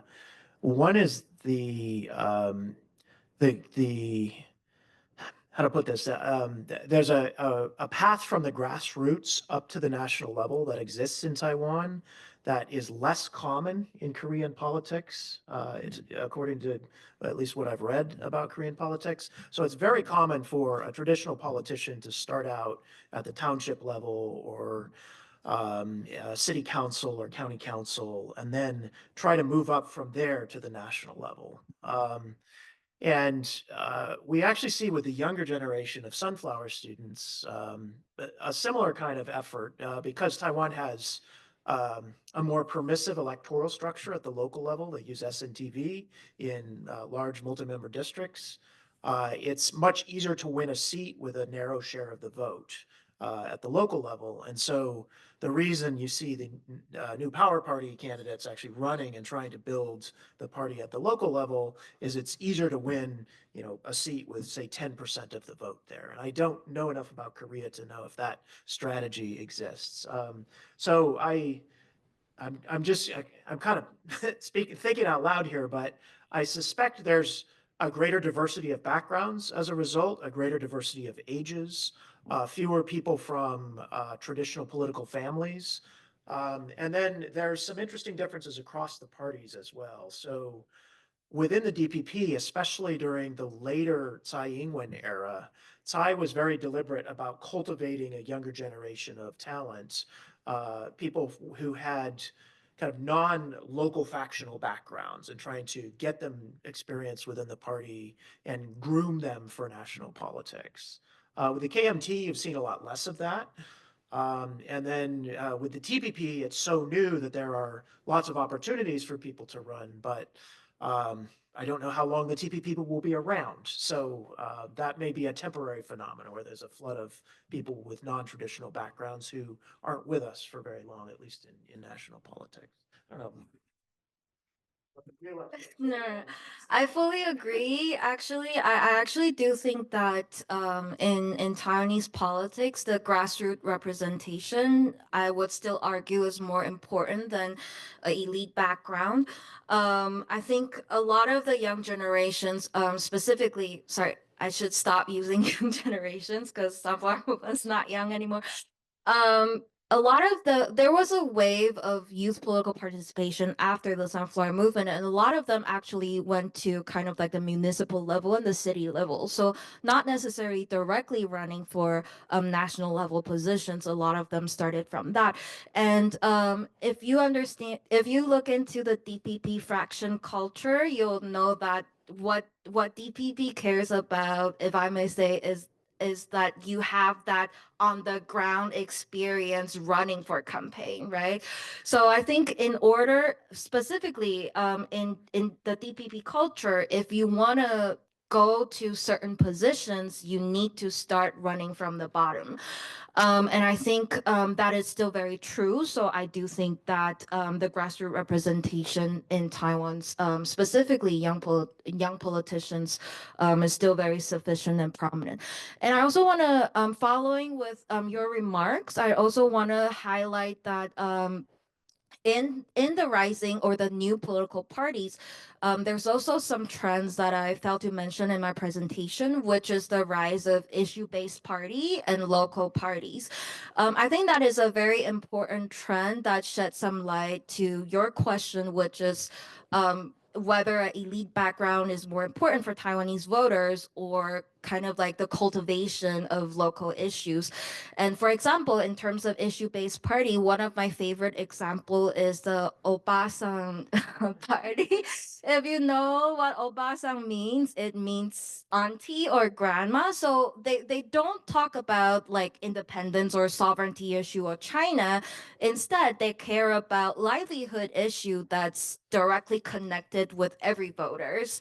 And also in terms of local parties, I would say that while the NPP party is kind of diminishing in their national presence, but throughout the past few elections, there are still local chapters of NPP that have very strong performance, and local city councilors that does a very good job, and their performance is recognized across the parties. So yeah, that's my takeaway, and I hope that answered your question. Thank you. So we're going to go to the back. Great, thank you. My name is John Tai. I'm an adjunct here at Elliott School. So this question is actually for Professor Liu, but I welcome Dr. Templeman's comment as well. So Professor Liu, you mentioned the securitization narrative and how that was a successful narrative when it comes to COVID-19 pandemic governance. How well do you think that travels for more traditional security issues, like military defense kind of issues? And if I may just quickly follow up, quick observation was the narrative, the successful narrative of securitization, as you mentioned, also happened, and this actually was from Dr. Templeman's presentation that made me think about this, happened under a united government political structure. So how well would that be now that we're in a divided government, even if that can be applied to a traditional security kind of situation? Thank you. Thank you. I think the securitization narrative is used for non-traditional issue, right? But the traditional national security issue, do we still need to use a securitization speech to yank people's like fear toward it? I don't know. But in the in this past two presidential election, not this one that much, but I think like back to when Taiwan was running for her second term, the securitization movement was so prevalent. Like a lot of like us who living in the United States who went back to vote because we were so scared of what was gonna happen if the DPP didn't to continue for its presidency, right? And so at that time, you can see that they really utilize it, even though like the issue with China is already a traditional securitization, national security issue. They still highlight those type of securitization speech to like scare people, right? And to evoke some fear, which is not necessarily a bad thing because all type of narrative is trying to evoke some emotion, right? To increase people's like agreement of it. So I think it does when real. In terms of your follow-up question about what will happen if it's in a divided government situation when we utilize the securitization speech, will it be that successful? I don't think so. Because we can see that when Taiwan's COVID start, like when Taiwan start moving away zero COVID policy, you can see a lot of disagreement, and you can see a lot of competing argument from politicians, right? So Ko-wen-je stand out to criticize the central government is not doing the right thing. So the Taipei City is doing the right thing, blah, blah, blah, blah, blah. Those type of competing narrative in between politicians will really shape the outcome of whether a securitization movement is successful or not.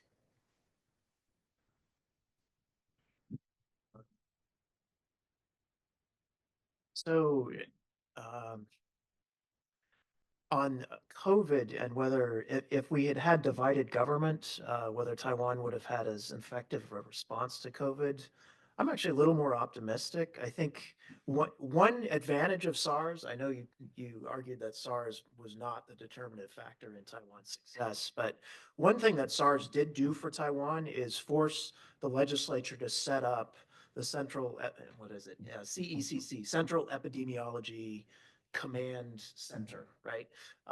And so there was already a statutory basis that could activate this command center without the legislature having to weigh in. And so the health authorities in Taiwan were able to move very, very quickly to respond. They already had the authority to do that. And so I think even if the legislature had been under KMT control, the central government still would have responded. And I think you would have had a broad consensus. And in fact, we still did have divided government during COVID. It was just central local. So a lot of the local governments were run by KMT mayors.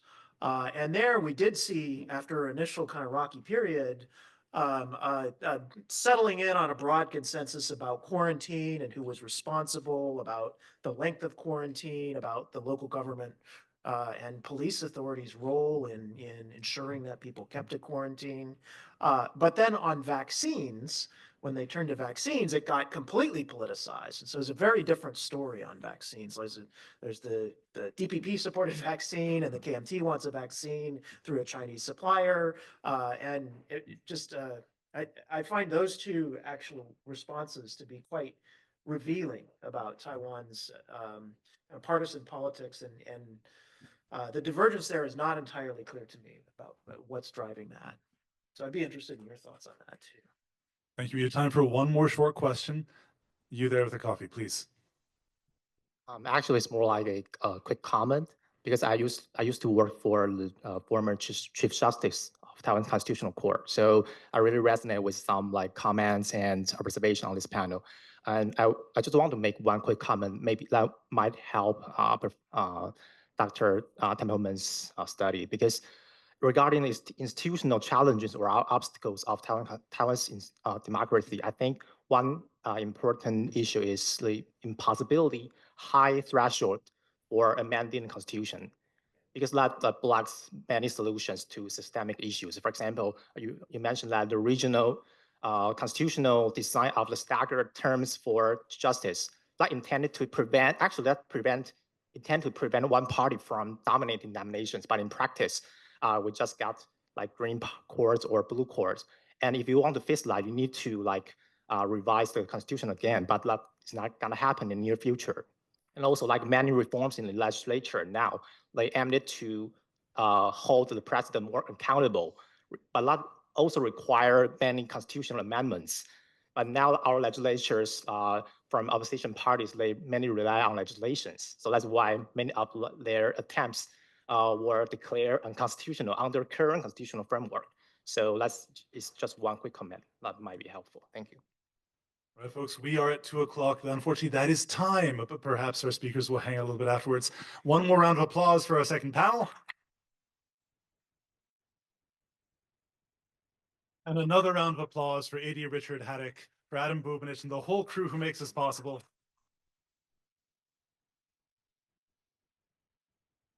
Thank you so much for coming to one of the center's signature events, one of our Taiwan conferences. Remember to sign up for our roundtable in December.